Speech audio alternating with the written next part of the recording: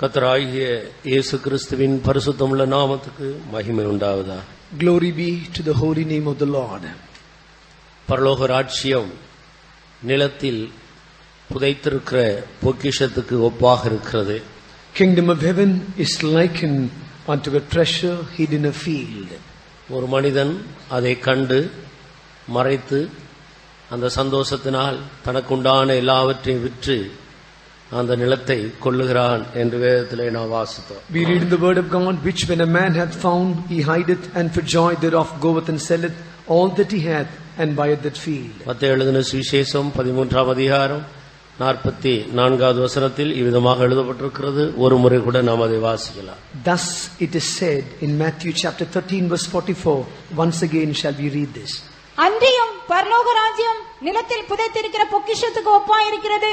அதை ஒரு மனுஷன் கண்டு மறைத்து அதை பற்றிய சந்தோஷத்தினாலே போய் தனக்குண்டான எல்லாவற்றையும் விற்று அந்த நிலத்தை கொள்ளுகிறான்.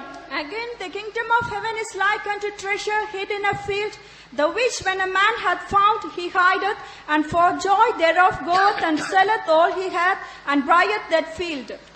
கர்த்தருடைய நாமத்துக்கு மகிமை உண்டாவதாக. Glory be to the name of the Lord. பரலோக ராஜ்யம் ஒரு பெரிய பொக்கிஷம் என்றும் அது நிலமாகிய இயேசு கிறிஸ்துவுக்குள் மறைந்து இருக்கிறது என்றும் இந்த ஓமையிலே நாம் விளங்கிக் கொள்கிறோம். In this parable we are able to understand kingdom of heaven is a great treasure, and this treasure is hid in the field, Lord Jesus Christ. பரலோக ராஜ்யம் மனிதனுக்குரியதாக இருக்கிறது.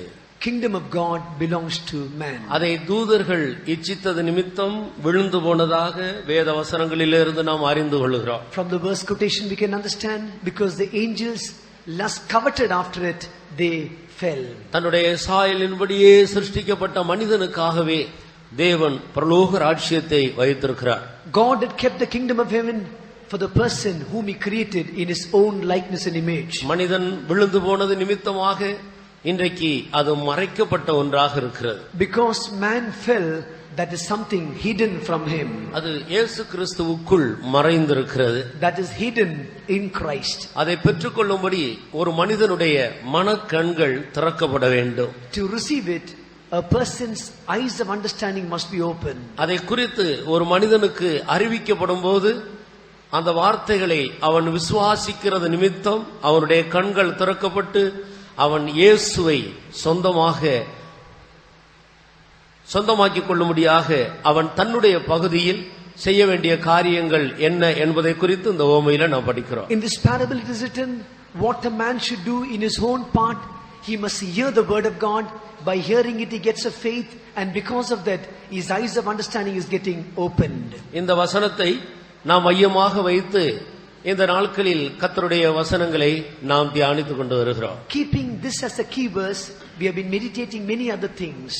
ஒரு மனிதன் இயேசு கிறிஸ்துவை தனக்கு சொந்தமாக்கிக் கொள்ளும் போது அவருக்குள்ளதான் பரலோக ராஜ்யத்தின் சகல மேன்மைகளும் மறைந்திருக்கிறது. When a person is making the Lord Jesus Christ as his own, in him all the treasures are hidden. கர்த்தராகிய இயேசுவுக்கு எந்த அளவு ஒரு மனிதன் தன்னுடைய ஜீவியத்தை சமர்ப்பிக்கிறானோ அந்த அளவுக்கு ஏற்ற விதத்தில் அவருக்குள் இருக்கிறதான பரலோக ராஜ்யத்தை பற்றிய பொக்கிஷங்களை அவன் அனுபவிக்கக்கூடியவனாக இருக்கிறார். The more and the more the person is surrendering himself to the Lord Jesus Christ, the more he can find out the treasures hidden in him. இன்னொரு விதத்தில் சொன்னால் ஒரு மனிதன் எந்த அளவுக்கு தேவனுக்காக தன்னை வேறு பிரித்துக் கொள்ளுகிறானோ அந்த அளவுக்கு தேவனுடைய ராஜ்யம் அந்த பொக்கிஷம் அவனுக்கு கொடுக்கப்படுகிறது. In other words, to what extent man is separating himself to God, to that extent treasures have been given to him. அதன்படி கர்த்தராகிய இயேசு கிறிஸ்துவுக்குள்ளே ஒரு பெரிய இளைப்பாறுதல் இருக்கிறது, அது ஒரு பொக்கிஷமாக இருக்கிறது என்பதை குறித்து நாம் கடந்த நாட்களிலே சிந்தித்தோம். Accordingly we read in the treasure in the Lord Jesus Christ is the treasure called rest. We meditated the previous days. நேற்றைய தினத்தில் இயேசு கிறிஸ்துவுக்குள் ஞானம் அறிவு என்பவையாகிய பொக்கிஷங்கள் எல்லாம் அடங்கி இருக்கிறது என்றும் அது பரிசுத்த ஆவியின் மூலமாக கொடுக்கப்பட்டிருக்கிறது என்பதையும் நாம் விளங்கிக் கொண்டோம். Yesterday also we heard this, in Jesus Christ, wisdom and knowledge, that treasure is hidden, and by the anointing of the Holy Spirit, we are able to obtain this. ஒரு மனிதன் இந்த பொக்கிஷத்தை அவன் எப்படி பெற்றுக்கொள்ள வேண்டும் என்பதை குறித்தும் கடந்த நாட்களில் அதனுடைய மேன்மைகளை குறித்தும் சில வேத வசனங்களின் மூலமாக கர்த்தருடைய ஆவியானவர் நம்முடைய மனக்கண்களை பிரகாசித்தார். Even yesterday the Spirit of God enlightened our eyes as to how we can obtain it, how we can obtain this treasure, the Holy Spirit, through certain verse quotations. இன்னும் இயேசு கிறிஸ்துவுக்குள் மறைந்திருக்கிறதான ஏராளமான பொக்கிஷங்கள் உண்டு. Still there are many more treasures hidden in Christ. நமக்கு கொடுக்கப்பட்டிருக்கிறதான இந்த ஒரு சில தினங்களில் சில காரியங்களை நாம் தியானிக்கக்கூடியதாக இருக்கிறது. In this few days what has been given to us, we are meditating few things. இன்னும் இயேசு கிறிஸ்துவுக்குள் இருக்கிற அடுத்த பொக்கிஷத்தை குறித்து நாம் தியானிக்கும்படி அதற்கு கீழே இருக்கிறதான 45, 46 இந்த ரெண்டு வசனங்களை வாசிக்கும்படியாக கேட்டுக்கொள்கிறேன். To meditate on the other treasures which is in Christ, I request you to read the following verses, verse 45 and 46. மேலும் பரலோக ராஜ்யம் நல்ல முத்துக்களை தேடுகிற வியாபாரிக்கு ஒப்பாயிருக்கிறது. அவன் விலையுயர்ந்த ஒரு முத்தை கண்டு போய் தனக்குண்டான எல்லாவற்றையும் விற்று அதை கொள்ளுகிறான். Again, the kingdom of heaven is like unto a merchant man seeking goodly pearls, who, when he had found one pearl of great price, went and sold all that he had and bought it. இந்த இடத்தில் பரலோக ராஜ்யம் நல்ல முத்துக்களை தேடுகிற ஒரு வியாபாரிக்கு ஒப்பாக இருக்கிறது என்று சொல்லப்பட்டிருக்கிறது. Here it is written, the kingdom of heaven is like unto a merchant man seeking goodly pearls. அந்த வியாபாரி நல்ல முத்துக்களை தேடிக்கொண்டே வரும்போது அதன் மத்தியிலே ஒரு விலையேறப்பட்ட முத்து ஒன்றை அவர் காண்கிறார். When this merchant is seeking for goodly pearls, amidst the goodly pearls, he sees one pearl of great price. ஆனால் அதை வாங்குவதற்காக அவர் விசேஷித்த கிரயத்தை செலுத்த வேண்டிய அவசியம் ஏற்பட்டபடினால் அவர் போய் தனக்கு உண்டான எல்லாவற்றையும் விற்று அதை கொள்ளுகிறார். To attain this precious pearl, he had to sell everything, because the value of the pearl is something very great. He had to sell everything to obtain it. பரலோக ராஜ்யம் நல்ல முத்துக்களை தேடுகிற வியாபாரிக்கு ஒப்பாக இருக்கிறது. Kingdom of heaven is like unto a merchant man seeking goodly pearls. இந்த வியாபாரி தான் கர்த்தராகிய இயேசு கிறிஸ்துவாக இருக்கிறார். This merchant man is our Lord Jesus Christ. இவர் நல்ல முத்துக்களை தேடி அவர் இந்த பூமியிலே கடந்து வருகிறார். He has come to this earth seeking goodly pearls. விலையேறப்பெற்ற ஒரு முத்தை அவர் கண்டார். He found something, a pearl of great price. அதற்காக அவர் போய் தனக்குண்டான எல்லாவற்றையும் விற்று அந்த முத்தை வாங்க வேண்டியதாக இருந்தது. For that he had to go and sell everything whatever he had, and he had to buy this great pearl. தனக்கு உண்டான எல்லாவற்றையும் அவர் விற்றார் என்று எழுதியிருக்கிறது. It is written, whatever he was owning, he sold it off. தனக்கு உண்டான எல்லாவற்றையும் அவர் கொடுக்கும்போதுதான் அந்த விலையேறப்பெற்ற முத்துக்கு சரியான கிரயமாக கருதப்படுகிறது. When he is selling all that he had, that was equal to the price what he is paying. அப்படியானால் இந்த நல்ல முத்துக்கள் எவைகள் என்று நாம் சிந்திக்கலாம். If that be so, let us see, meditate as to what are these goodly pearls. விலையேறப்பெற்ற ஒரு முத்து என்று சொல்லுகிறது, அது எதை காட்டுகிறது? And what does it mean of that pearl of great price? நல்ல முத்துக்கள் அநேகம் உண்டு, ஆனால் விலையேறப்பெற்ற முத்தோ ஒன்றே ஒன்றுதான் இருக்கிறது. There are many goodly pearls, but there's only one pearl of great price. இந்த நல்ல முத்துக்கள் தான் பழைய ஏற்பாட்டு காலத்தில் உள்ளதான பரிசுத்தவான்களை காட்டுகிறது. This good pearls shows about the Old Testament saints. ஆனாலும் இந்த வியாபாரிக்கு அதில் திருப்தி இல்லை. But this merchant is not satisfied with those pearls. அவர் விலையேறப்பெற்ற ஒரு முத்தை விசுவாச கண்ணால் காண்கிறார். He is seeing a pearl with great price with the eyes of faith. அதுதான் புதிய ஏற்பாட்டு சபை. That is the New Testament church. இன்னொரு விதத்தில் சொன்னால் கற்புள்ள கன்னிகை. In other words, chaste virgin. அதுதான் மகிமையுள்ள சபையாக இருக்கிறது. That is the glorious church. இந்த மகிமையுள்ள சபைதான் அவருடைய பார்வையில் காணப்பட்ட விலையேறப்பெற்ற ஒரு முத்து. This glorious church is that a pearl which he found in his eyes, a pearl of great price. N புறாவோ N உத்தமியோ ஒருத்தியே. My dove, my undefiled is one. கற்புள்ள ஒரு கன்னிகை, chaste one virgin, ஜெயங்கொண்ட ஒரு ஆண் பிள்ளை, victorious one child. பந்தய சாலையில் ஓடுகிறவர்கள் எல்லாரும் ஓடுவார்கள், ஒருவனே பந்தயத்தை பெறுவான் என்று அறியீர்களா? Many run in the race. Do you not know that one will attain the prize? இந்த எல்லா இடங்களிலேயும் ஒன்று ஒன்று ஒன்று என்று குறிக்கப்பட்டிருக்கிறதை நாம் பார்க்கிறோம். In all these quotations we find it is written 1 1 1. ஒன்று என்றால் தனிப்பட்ட ஒரே ஒரு நபர் என்று நாம் யோசிக்க கூடாது. We must not think one means it speaks about one personality. கிறிஸ்து இயேசுவின் பூரணத்தை பெற்றுக்கொண்ட ஒரு கூட்ட பூரணமாக்கப்பட்ட பரிசுத்தவான்கள். It speaks about one group of people, one group of perfected saints who have attained the stature of Christ. அவர்கள் எல்லாரும் சேர்ந்து ஒன்று என்ற ஒரு நிறைவான வளர்ச்சிக்குள்ளே வந்து சேருகிறார். All these saints join together, they come to a stature called one. இந்த விலையேற பெற்ற முத்தை வாங்கிக் கொள்ளும்படியாகத்தான் கர்த்தராகிய இயேசு கிறிஸ்து தனக்கு உண்டான எல்லாவற்றையும் அவர் விற்றார். To buy this pearl of a great price only, the Lord Jesus, he sold whatever he had. கிறிஸ்து இயேசுவுக்குள் தேறினவனாக நிறுத்தும்படி எந்த மனுஷனுக்கும் புத்தி சொல்லி எந்த மனிதனுக்கும் எல்லா ஞானத்தோடு நாங்கள் உபதேசம் பண்ணுகிறோம் என்று பரிசுத்த பவுல் இந்த கிறிஸ்து இயேசு ஆதாயப்படுத்த போகிற அந்த ஒரு முத்தை உருவாக்கக்கூடியதான அந்த பெரிய உத்தரவாதத்தை நாங்கள் பெற்றிருக்கிறோம் என்ற கருத்தோடு கூட இந்த காரியத்தை, இந்த வசனத்தை சொல்லுகிறதை நாம் பார்க்கிறோம். Here we find the apostle Paul is explaining this verse, telling we are preaching, warning every man, teaching every man, that we might present every man perfect in Christ. ஆனபடியால் பிரியமானவர்களே, So beloved, நீங்கள் ஒரு 10 வயலினை எடுத்து ஒன்று போல tune பண்ணி வாசித்தால் தூரத்தில இருந்து கேட்கும் போது ஒரு வயலின் வாசிக்கிறது போலதான் இருக்கு. if you take 10 instruments of violin and play all the violins in the same tune and the same pitch, a person who hears from a far distance, he will hear only one voice. ஆனால் பக்கத்துல வந்து பார்த்தால் 10 violin வாசித்து கொண்டிருக்கும். But if you come have a close look, 10 violins are played. அதே போலதான் கிறிஸ்து இயேசுவின் நிறைவான வளர்ச்சியை பெற்றுக்கொண்ட எல்லா தேவனுடைய பிள்ளைகளும் ஒன்றாக சேர்ந்து ஒருவன் என்ற ஒரு இடத்துக்கு வந்து சேருகிறார். That is how all the saints of God who have attained the knowledge of the stature of the fullness of Christ, they are all joined together as they are coming to a place called one. வேதத்தில் இந்த ஒருவன் என்பதற்கு பல பெயர்கள் கொடுக்கப்பட்டிருக்கிறது. In the word of God, for this one personality, many names are given.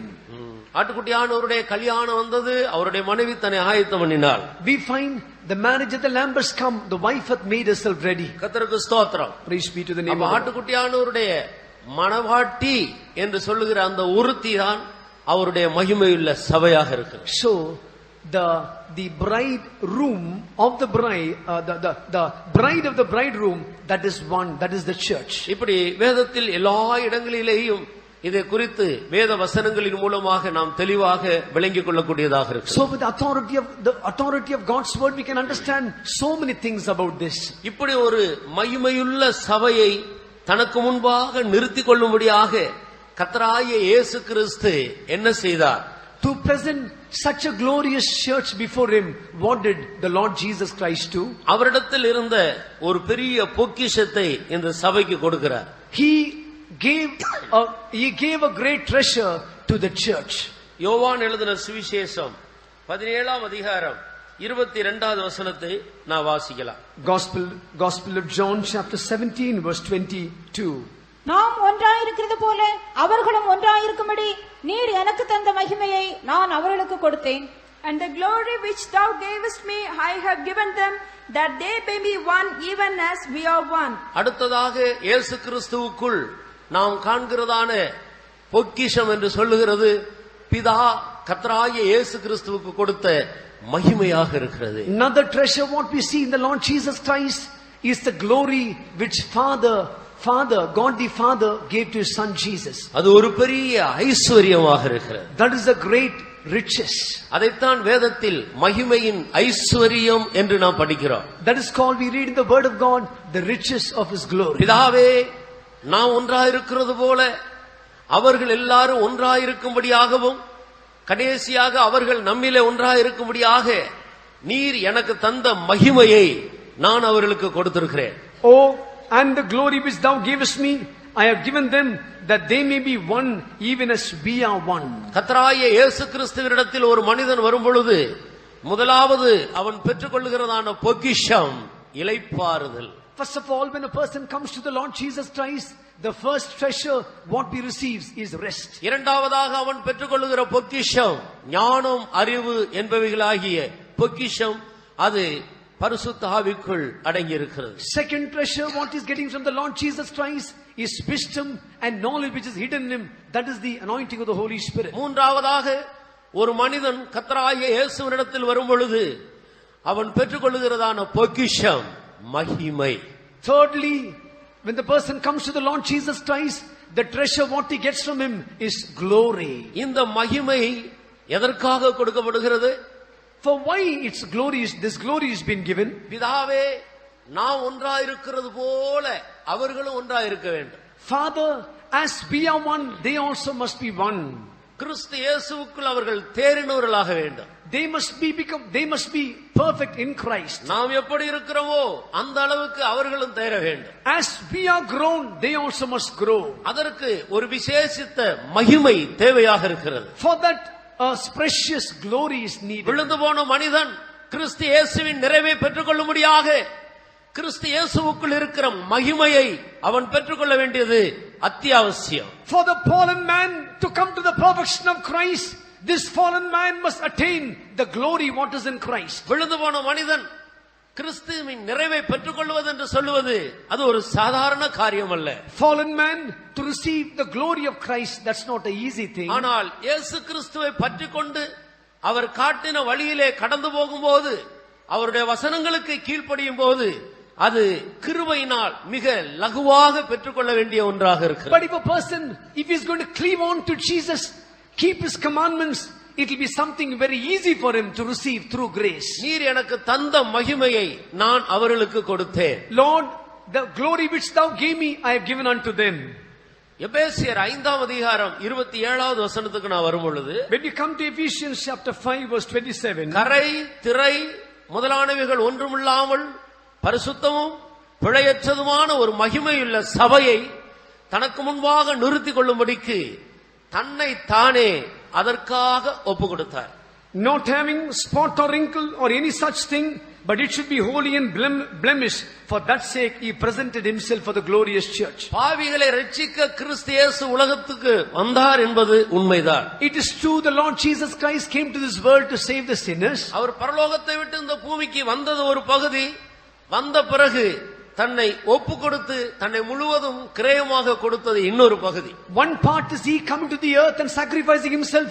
Other part is he is offering himself completely, giving us a price. கர்த்தருக்கு ஸ்தோத்திரம். Praise be to the name of the Lord. அப்ப இயேசு கிறிஸ்துவினிடத்திலே இரண்டு பகுதியை நாம் பார்க்கிறோம். So in the life of the Lord Jesus we see two parts. அவர் பரலோகத்திலிருந்து இந்த பூமிக்கு வந்தார். He came down from heaven to the earth. ஒரு தேவன் மனுஷனாக இந்த பூமிக்கு வருவது ஒரு சாதாரண காரியம் அல்ல. It's not an easy thing for a God head to come down as a man to the earth. அவர் வந்த பிறகு தன்னை தானே அதற்காக ஒப்பு கொடுத்து அவர் தன்னை பலியாக்குகிறார். After coming to the earth, he is yielding himself, surrendering himself as a sacrifice. அப்போதுதான் அந்த மகிமையுள்ள சபையை அவர் கிரயப்படுத்திக் கொள்வதற்கு, சொந்தமாக்கிக் கொள்வதற்கு ஏற்ற ஒரு கிரயமாக காணப்படுகிறது. Only then that seems to be a great price for him to make the church as his own.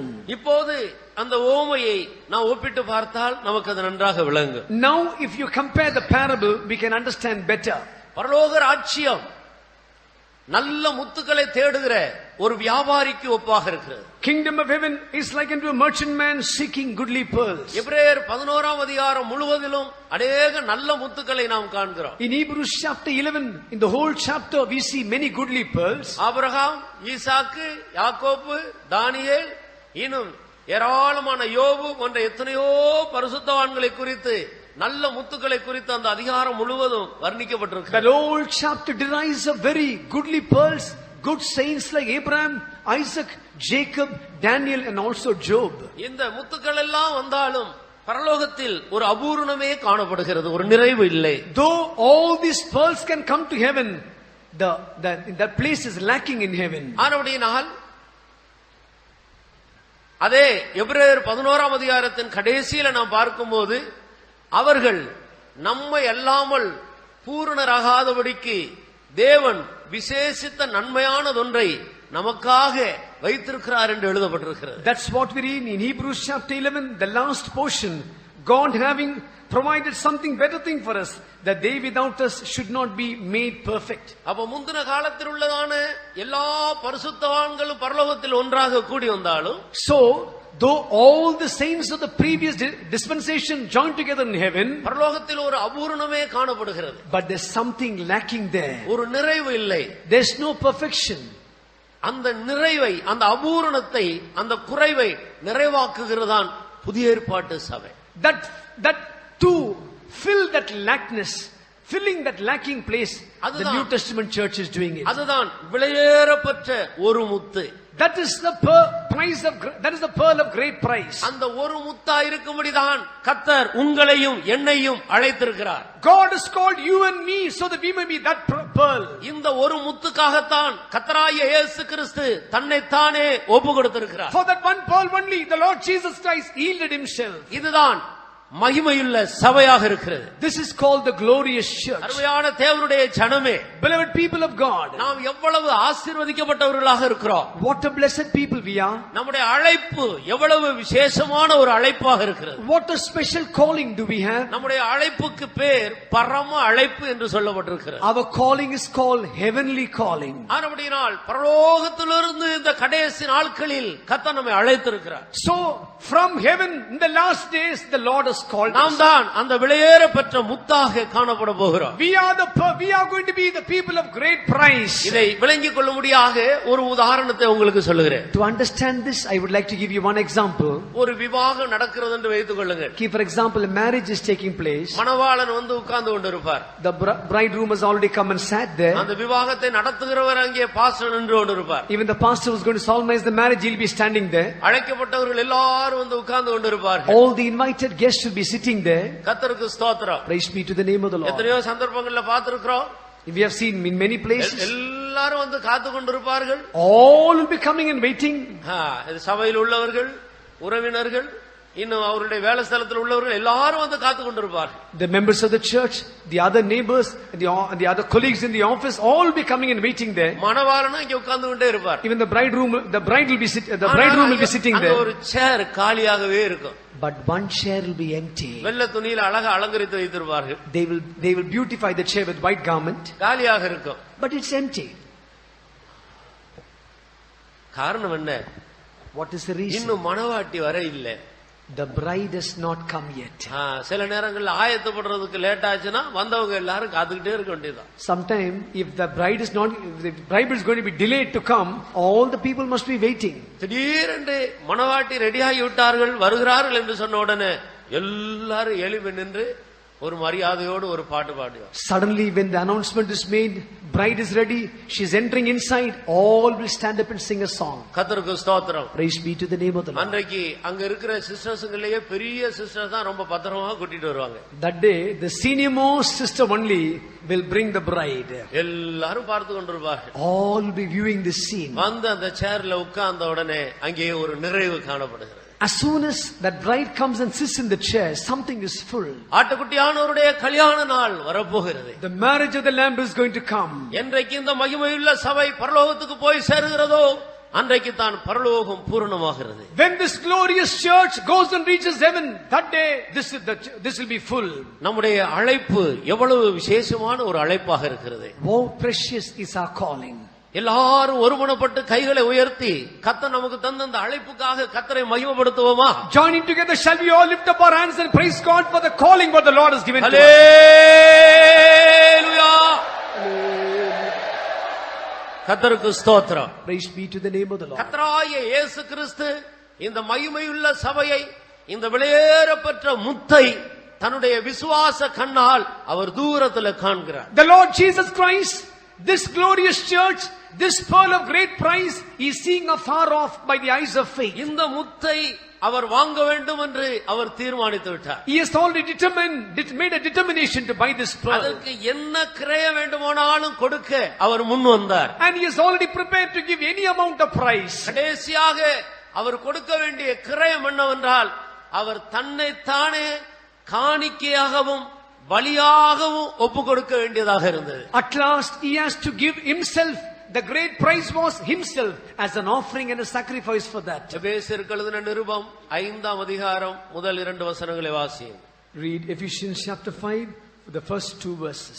ஆதலால் நீங்கள் பிரியமான பிள்ளைகளைப் போல தேவனை பின்பற்றுகிறவர்களாகி கிறிஸ்து நமக்காக தம்மை தேவனுக்கு சுகந்த வாசனையான காணிக்கையாகவும் பலியாகவும் ஒப்பு கொடுத்து நம்மில் அன்பு கூர்ந்தது போல நீங்களும் அன்பிலே நடந்து கொள்ளுங்கள். Be ye therefore followers of God as dear children, and walk in love as Christ also hath loved us, and hath given himself for us an offering and a sacrifice to God for a sweet smelling savor. கிறிஸ்து நமக்காக தம்மை தேவனுக்கு சுகந்த வாசனையான காணிக்கையாகவும் பலியாகவும் ஒப்பு கொடுத்து நம்மிலே அன்பு கூர்ந்தார். As Christ also loved us, had given himself for us an offering and a sacrifice to God for a sweet smelling savor. அப்ப இயேசு கிறிஸ்து இந்த மகிமையுள்ள சபைக்காக அவர் கொடுத்ததான கிரயம் அவர் தன்னை காணிக்கையாகவும் பலியாகவும் ஒப்பு கொடுத்ததா. So for the sake of the glorious church, the great price what Jesus offered was he offered himself as an offering and a sacrifice. இந்த சபையின் மேல் அவர் வைத்த அன்பு அளவில்லாததாக இருக்கிறது. Oh, the love what he had for this church was something immeasurable. நீங்கள் இதை குறித்து எபிரேயருக்கு எழுதின நிருபம் 12ஆம் அதிகாரத்தில் வாசிக்கும்போது, when you read this in Hebrews chapter 12, தமக்கு முன் வைத்திருக்கிற சந்தோஷத்தின் பொருட்டு அவமானத்தை எண்ணாமல் சிலுவையை சகித்தார் என்று வேதத்தில் படிக்கிறோம். we find who for the joy that was set before him endured the cross, despising the shame. அப்ப இயேசு கிறிஸ்து சிலுவையை சகிக்கும் போது இந்த பூமியில் ஒரு சந்தோஷமும் அவருக்கு முன்பாக இல்லை. So when Jesus was enduring the cross on the earth, he had no other joy on this earth. ஆனால் இங்கே சொல்லப்பட்டிருக்கிறது அவர் ஒரு சந்தோஷத்தை கண்டு அந்த சந்தோஷத்தோடு தான் இந்த சிலுவையை சகித்தார். But here it is written, he saw joy, because of that joy he endured the cross. அந்த சந்தோஷம்தான் அவர் விசுவாசத்தில் கண்ட புதிய ஏற்பாடு மகிமையுள்ள சபை. That joy is the joy of the glorious, the New Testament church, what he saw by the eyes of faith. நான் இவ்விதமாய் என்னை கிரயமாக ஒப்பு கொடுத்தால் இதன் பலனாக ஒரு மகிமையுள்ள சபையை ஒரு நாள் எனக்கு முன்பாக நிறுத்திக் கொள்வேன் என்று அவர் விசுவாச கண்ணால் கண்டார். He saw by the eyes of faith, one day I will see this New Testament church if I offer myself as a sacrifice. ஏசாயா 53ஆம் அதிகாரத்திலும் இதை குறித்து தீர்க்க தரிசனம் சொல்லப்பட்டிருக்கிறதை நாம் பார்க்கிறோம். Even Isaiah chapter 53, it is given as a prophecy in chapter 53. கடைசி வசனத்தை வாசியுங்கள். Read the last verse. அவர் தம்முடைய ஆத்மாவை மரணத்தில் ஊற்றி அக்கிரமக்காரரில் ஒருவராக எண்ணப்பட்டு அநேகருடைய பாவத்தை தாமே சுமந்து அக்கிரமக்காரருக்காக வேண்டிக் கொண்டது நிமித்தம் அநேகரை அவருக்கு பங்காக கொடுப்பேன், பலவான்களை அவர் தமக்கு கொள்ளையாக பங்கிட்டுக் கொள்வார். கர்த்தருடைய நாமத்துக்கு மகிமை உண்டாகட்டும். Praise be to the name of the Lord. பலவான்களை அவர் தமக்கு கொள்ளையாக பங்கிட்டுக் கொள்வார். He will divide the spoil with the strong. 10வது வசனத்திலே இன்னும் தெளிவாக ஒரு சந்ததி என்று சொல்லப்பட்டிருக்கிறதை நாம் பார்க்கிறோம். In 10th verse we find it's written more clearly as a அது ஒரு seed. சந்ததியாக இருக்கிறது, அதே நேரத்தில் அவர்கள் பலவான்களாக இருக்கிறார். Here we see that they are a seed, at the same time they are a strong people. அப்ப கர்த்தராகிய இயேசு கிறிஸ்து சிலுவையிலே நொறுக்கப்படுவார் என்றும் அப்போது அவர் ஒரு சந்ததியை அவர் பெற்றுக்கொள்வார் என்றும் இந்த தீர்க்க தரிசனத்தில் தெளிவாக நாம் படிக்கிறோம். So it's very definitely spoken the prophecy, one day Jesus will be bruised, and because of that a seed will come out. 10வது வசனத்தை வாசியுங்கள். கர்த்தரோ அவரை நொறுக்க சித்தமாகி அவரை பாடுகளுக்குட்படுத்தினார். அவருடைய ஆத்மா தன்னை குற்ற நிவாரண பலியாக ஒப்புக் கொடுக்கும் போது அவர் தமது சந்ததியை கண்டு நீடித்த நாளாயிருப்பார். கர்த்தருக்கு சித்தமானது அவர் கையினால் வாய்க்கும். அவர் தமது சந்ததியை கண்டு, He seeing, he shall see his seed. இதுதான் ஜெயங்கொண்ட ஆண் பிள்ளை. This is the overcoming child. அருமையான தேவனுடைய ஜனமே, Dear people of God, கர்த்தராகிய இயேசு கிறிஸ்து இதற்காகத்தான் தன்னுடைய மகிமையை கொடுத்திருக்கிறார். The Lord Jesus Christ, only for this sake he has given his glory. அதற்காக அவர் தன்னை காணிக்கையாகவும் பலியாகவும் ஒப்பு கொடுத்து இவ்விதமாய் இந்த சபையிலே அன்பு கூறுகிறார். For that sake he offered himself as a sacrifice and offering, and thus he loved the church. காணிக்கையாக ஒப்பு கொடுக்கிறது என்று சொல்லுகிறது பரலோகத்தில் தனக்கு இருந்த எல்லா மேன்மைகளையும் விட்டு இந்த பூமியில் மனிதனாக வந்ததுதான். Offering himself completely speaks about he leaving everything in the celestial place, leaving everything in heaven and coming down to the earth. அப்படி வந்தாலும் கூட இந்த மகிமையுள்ள சபைக்கு அது போதுமான கிரயமாக இல்லை. Even if he had come down, that was not seen as something as a great price. ஆனபடியினால் அவர் இந்த பூமிக்கு வந்த பிறகு தன்னை தானே தேவனுக்கு சுகந்த வாசனையாக பலியாக ஒப்பு கொடுக்கிறார். So after coming to the earth, he is offering himself to God as a sweet smelling savor. தன்னுடைய விருப்பம் ஒன்றுமில்லாமல் எல்லா சுயமும் நொறுக்கப்படுவதற்கு தன்னை ஒப்பு கொடுக்க வேண்டியதாக இருந்தது. Not having any self will, he is surrendering himself to be completely bruised of his self will. சரியான பலி என்று சொல்வது சுயத்தை முற்றிலும் அழிக்கிறது தான். True sacrifice means completely putting away the self. ஆனபடியால் கர்த்தராகிய இயேசு கிறிஸ்துவினிடத்தில் கொஞ்சம் கூட சுயம் காணப்படவில்லை. அவர் முற்றிலும் தன்னை அழிக்க ஒப்பு கொடுத்தார். So the Lord Jesus Christ, there was no self seen in him. Completely he surrendered himself for the self to be removed. பிலிப்பியருக்கு எழுதின நிருபம் 2ஆம் அதிகாரத்துக்கு வரும்பொழுது அவர் காணிக்கையாக ஒப்பு கொடுக்கும்படி எந்த விதத்தில் தன்னை தியாகம் பண்ணினார் என்பதை நாம் இங்கே வாசிக்கிறோம். To offer as an offering, we find as to what extent Jesus had sacrificed himself. We read in Philippians chapter 2. 5ஆம் அதிகாரம் 5வது வசனத்திலிருந்து வாசி. 2ஆம் அதிகாரம் 5வது வசனம். Chapter 2 verse from 5. கிறிஸ்து இயேசுவில் இருந்த சிந்தையே உங்களிலும் இருக்க கடவது. அவர் தேவனுடைய ரூபமாயிருந்தும் தேவனுக்கு சமமாயிருப்பதை கொள்ளையாடின பொருளாக எண்ணாமல் தம்மை தாமே வெறுமையாக்கி அடிமையின் ரூபம் எடுத்து மனுஷர் சாயலானார். அவர் மனுஷ ரூபமாய் காணப்பட்டு மரண பரியந்தம், அதாவது சிலுவையின் மரண பரியந்தமும் கீழ்ப்படிந்தவராகி தம்மை தாமே தாழ்த்தினார். கர்த்தருக்கு ஸ்தோத்திரம். Praise be to the name of the Lord. இதுதான் தன்னை காணிக்கையாக ஒப்பு கொடுத்த பகுதி. This is the part where he is offering himself. சபையின் மேல் அன்பு கூர்ந்து தன்னை காணிக்கையாக ஒப்பு கொடுக்கும்படி அவர் இருந்த பரலோகத்தை விட்டு அவர் அங்கிருந்து தன்னை வேறு பிரித்துக் கொள்ள வேண்டியதாக இருந்தது. To love the church, to offer himself for the church, he had to leave his celestial place and come down. முதலாவது தேவனுக்கு சமமா இருப்பதை கொள்ளையாடின ஒரு பொருளை போல எண்ணாமல் மனப்பூர்வமாக இந்த சபையின் மேல் வைத்த அன்பு நிமித்தம் தன்னை வெறுமையாக்குகிறார். First of all, he is making himself empty for the sake of the church. Being in the form of God, he did not take it robbery to be equal with God. இரண்டாவது அடிமையின் ரூபம் எடுக்கிறார். Secondly, taking the form of a servant. மூன்றாவது மனித சாயலாக மாறுகிறார். Thirdly, taking the likeness of men. நான்காவது சிலுவையின் மரண பரியந்தம் கீழ்ப்படுகிறார். Fourthly, he is obeying himself until the death of the cross. ஐந்தாவதாக தன்னை தாழ்த்துகிறார். Fifthly, he is humbling himself. இந்த 5 பெரிய தியாகத்தின் மூலமாக தன்னை காணிக்கையாக ஒப்பு கொடுத்து சபையிலே அன்பு கூறுகிறார். By this 5 sacrificial thing only, he is offering himself to the church and loving the church. இதுதான் அவர் அந்த விலை உயர்ந்த முத்தை கண்டு போய் தனக்கு உண்டான எல்லாவற்றையும் விற்கிறது. This is what he, seeing the pearl of great price and selling everything off. எதற்காக? Why? மகிமையுள்ள சபைக்காக. For the glorious church. விலை உயர்ந்த இந்த முத்துக்காக. For that pearl of great price. தனக்கு இருந்த எல்லாவற்றையும் விட்டு வெறுமையாக்குகிறார். He is selling off and making himself completely empty. அப்படியானால் மனிதனுடைய விழுகை எவ்வளவு பயங்கரமாக இருந்திருக்க வேண்டும் என்று சற்று சிந்தித்து பாருங்கள். If that be so, just imagine how dangerous would have been the fall of man. விழுந்து போன இந்த மனிதனை தூக்கி எடுப்பதற்கு தேவன் எவ்வளவு பெரிய தியாகம் பண்ண வேண்டியதாக இருந்தது. To lift up that fallen man, what amount of sacrifice the Lord had to do. இதை தேவ பக்தி என்றும் நான் வேதத்துல படிக்கிறோம். We read this is godliness in God's word.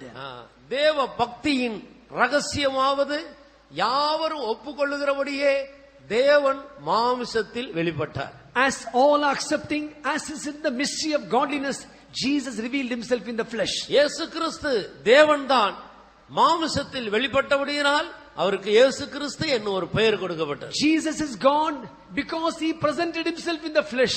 A name was given as Jesus. தேவன் மாம்சத்தில் தன்னை வெளிப்படுத்துவதற்கு இந்த 5 பெரிய தியாகங்களை செய்ய வேண்டியதாக. For God to manifest himself in the flesh, he had to do this 5 sacrificial things. இப்படித்தான் இந்த விலை உயர்ந்த உத்தாகிய மகிமையுள்ள சபைக்கு தாவாகிய தேவன் இயேசு கிறிஸ்துவை காணிக்கையாக ஒப்புக் கொடுக்கிறார். This is how, for the sake of this pearl of the great price, to buy it off, Father God is offering his son as a prize. நான் ஒரு காரியம் உங்களுக்கு சொல்லுகிறேன். I want to tell one thing to you. நீங்க நல்ல ஒரு அழகான ஒரு ஆட்டுக்குட்டியை நல்ல கொழுத்ததாக வீட்டில் வளர்க்கிறீர்கள். You just imagine you are just bringing up a fatted calf in your fatted lamb in your house. அது உங்களுடைய வீட்டில் ஒரு குழந்தையை போல வளர்ந்து கொண்டிருக்கிறது. You brought that lamb like a small child. கூப்பிட்டால் வரும். If you call, it will come. வீட்டை விட்டு எங்கேயும் போகிறது இல்ல. It will not leave your house. அந்த வீட்டில் உள்ளவர்கள் எல்லாரோட அது அன்பாய் பழகுகிறது. It's behave lovingly with all the people in the house. நன்றாக ஒரு வயதாகி விட்டது, நல்ல கொழுத்த நிலவரத்தில் இருக்கிறது. Now it's 1 year old. It's really a fatted lamb. இப்போது அதை கோயிலுக்கு காணிக்கையாக கொடுக்கலாம் என்று ஒரு தீர்மானம் பண்ணுகிறீர்கள். Now you are making a decision. Let us give this as an offering to the church. இவ்வளவு அன்பா வளர்த்துட்டு அதை வெட்டி சாப்பிடுறதுக்கு மனசு இல்ல. After bringing it up so lovingly, you don't have a mind to cut it and eat it. கோயிலுக்கு காணிக்கையாக கொடுக்கலாம். Let us give this offering as a church.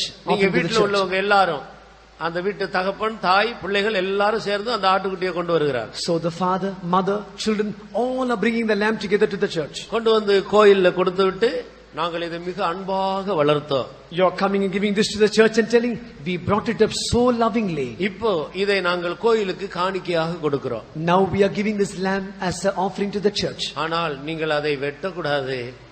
But you must not cut it. நாங்கள் அன்பா வளர்த்தது போல வளர்த்து கொண்டே இருங்கள். As we brought it up lovingly, please bring it up lovingly. இந்த ஆட்டுக்குட்டியை அன்பா வளர்த்து கொண்டே இருக்கிறதுனால யாருக்கு என்ன லாபம்? What is the profit of bringing the lamb lovingly? கர்த்தருக்கு ஸ்தோத்திரம். Praise be to the name of அதனால் அந்த சபையில இருக்கிறவர்களுக்கு ஏதாவது நன்மை உண்டோ? Will any people of the church be profited because of this? பிரியமானவர்களே, காணிக்கையாக ஒப்பு கொடுத்தால் போதாது, பலியாக ஒப்பு கொடுக்க. Beloved, not only offering as an offering, you have to make it a sacrifice. நாங்கள் இந்த ஆட்டுக்குட்டியை கோயிலுக்கு கொடுத்து விட்டோம்.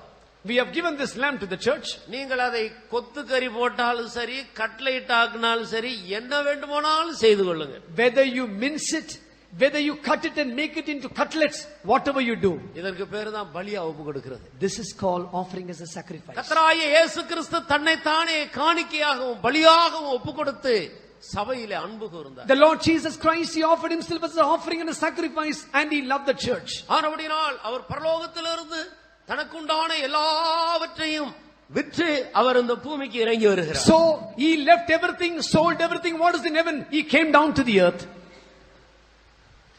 ஆனால் இந்த விலை உயர்ந்த முத்துக்காக, only for the sake of the pearl of great price, தன்னை பலியாக ஒப்பு கொடுக்கிறார். he is offering himself as a sacrifice. நொறுக்கும்படி ஒப்பு கொடுக்கிறார். he is offering to be bruised. அவர் வையப்படும் போது பதில் வையவில்லை. Oh, when he was cursed, he did not speak again. பாடுபடும் போது பயமுறுத்தவில்லை. when he suffered, he did not threaten. நியாயமாய் தீர்ப்பு செய்கிறவருக்கு தன்னை ஒப்பு கொடுத்தார். surrendered to him that judgeth righteously. அடிக்கப்படும்படி கொண்டு போகப்படுகிற ஆட்டுக்குட்டியை போல உபத்திரவத்தின் மத்தியிலே அவர் மௌனமாக இருந்தார். amidst persecution, he was taken as the lamb taken for the slaughter. அவமானத்துக்கும் நிந்தைக்கும் பரியாசத்துக்கும் உமிழ்நீருக்கும் தன்னுடைய முகத்தை அவர் மறைக்கவில்லை. he did not hide his face from scourging, from shame, despising and reproach. உள்ளால் ஒரு முடியை பின்னி அவருடைய சிரசில் வைத்து கோலால் அடித்தார்கள். they took the crown of thorns, put upon his head, and they beat him. அவர்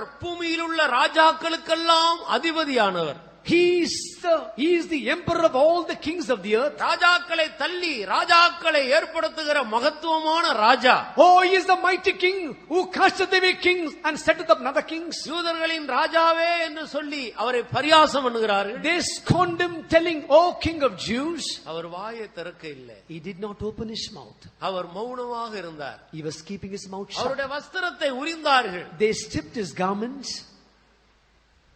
கசையினால் அடித்தார்கள். they bruised him. அவர் ஒன்றும் பதில் பேசுகிறதில்லை.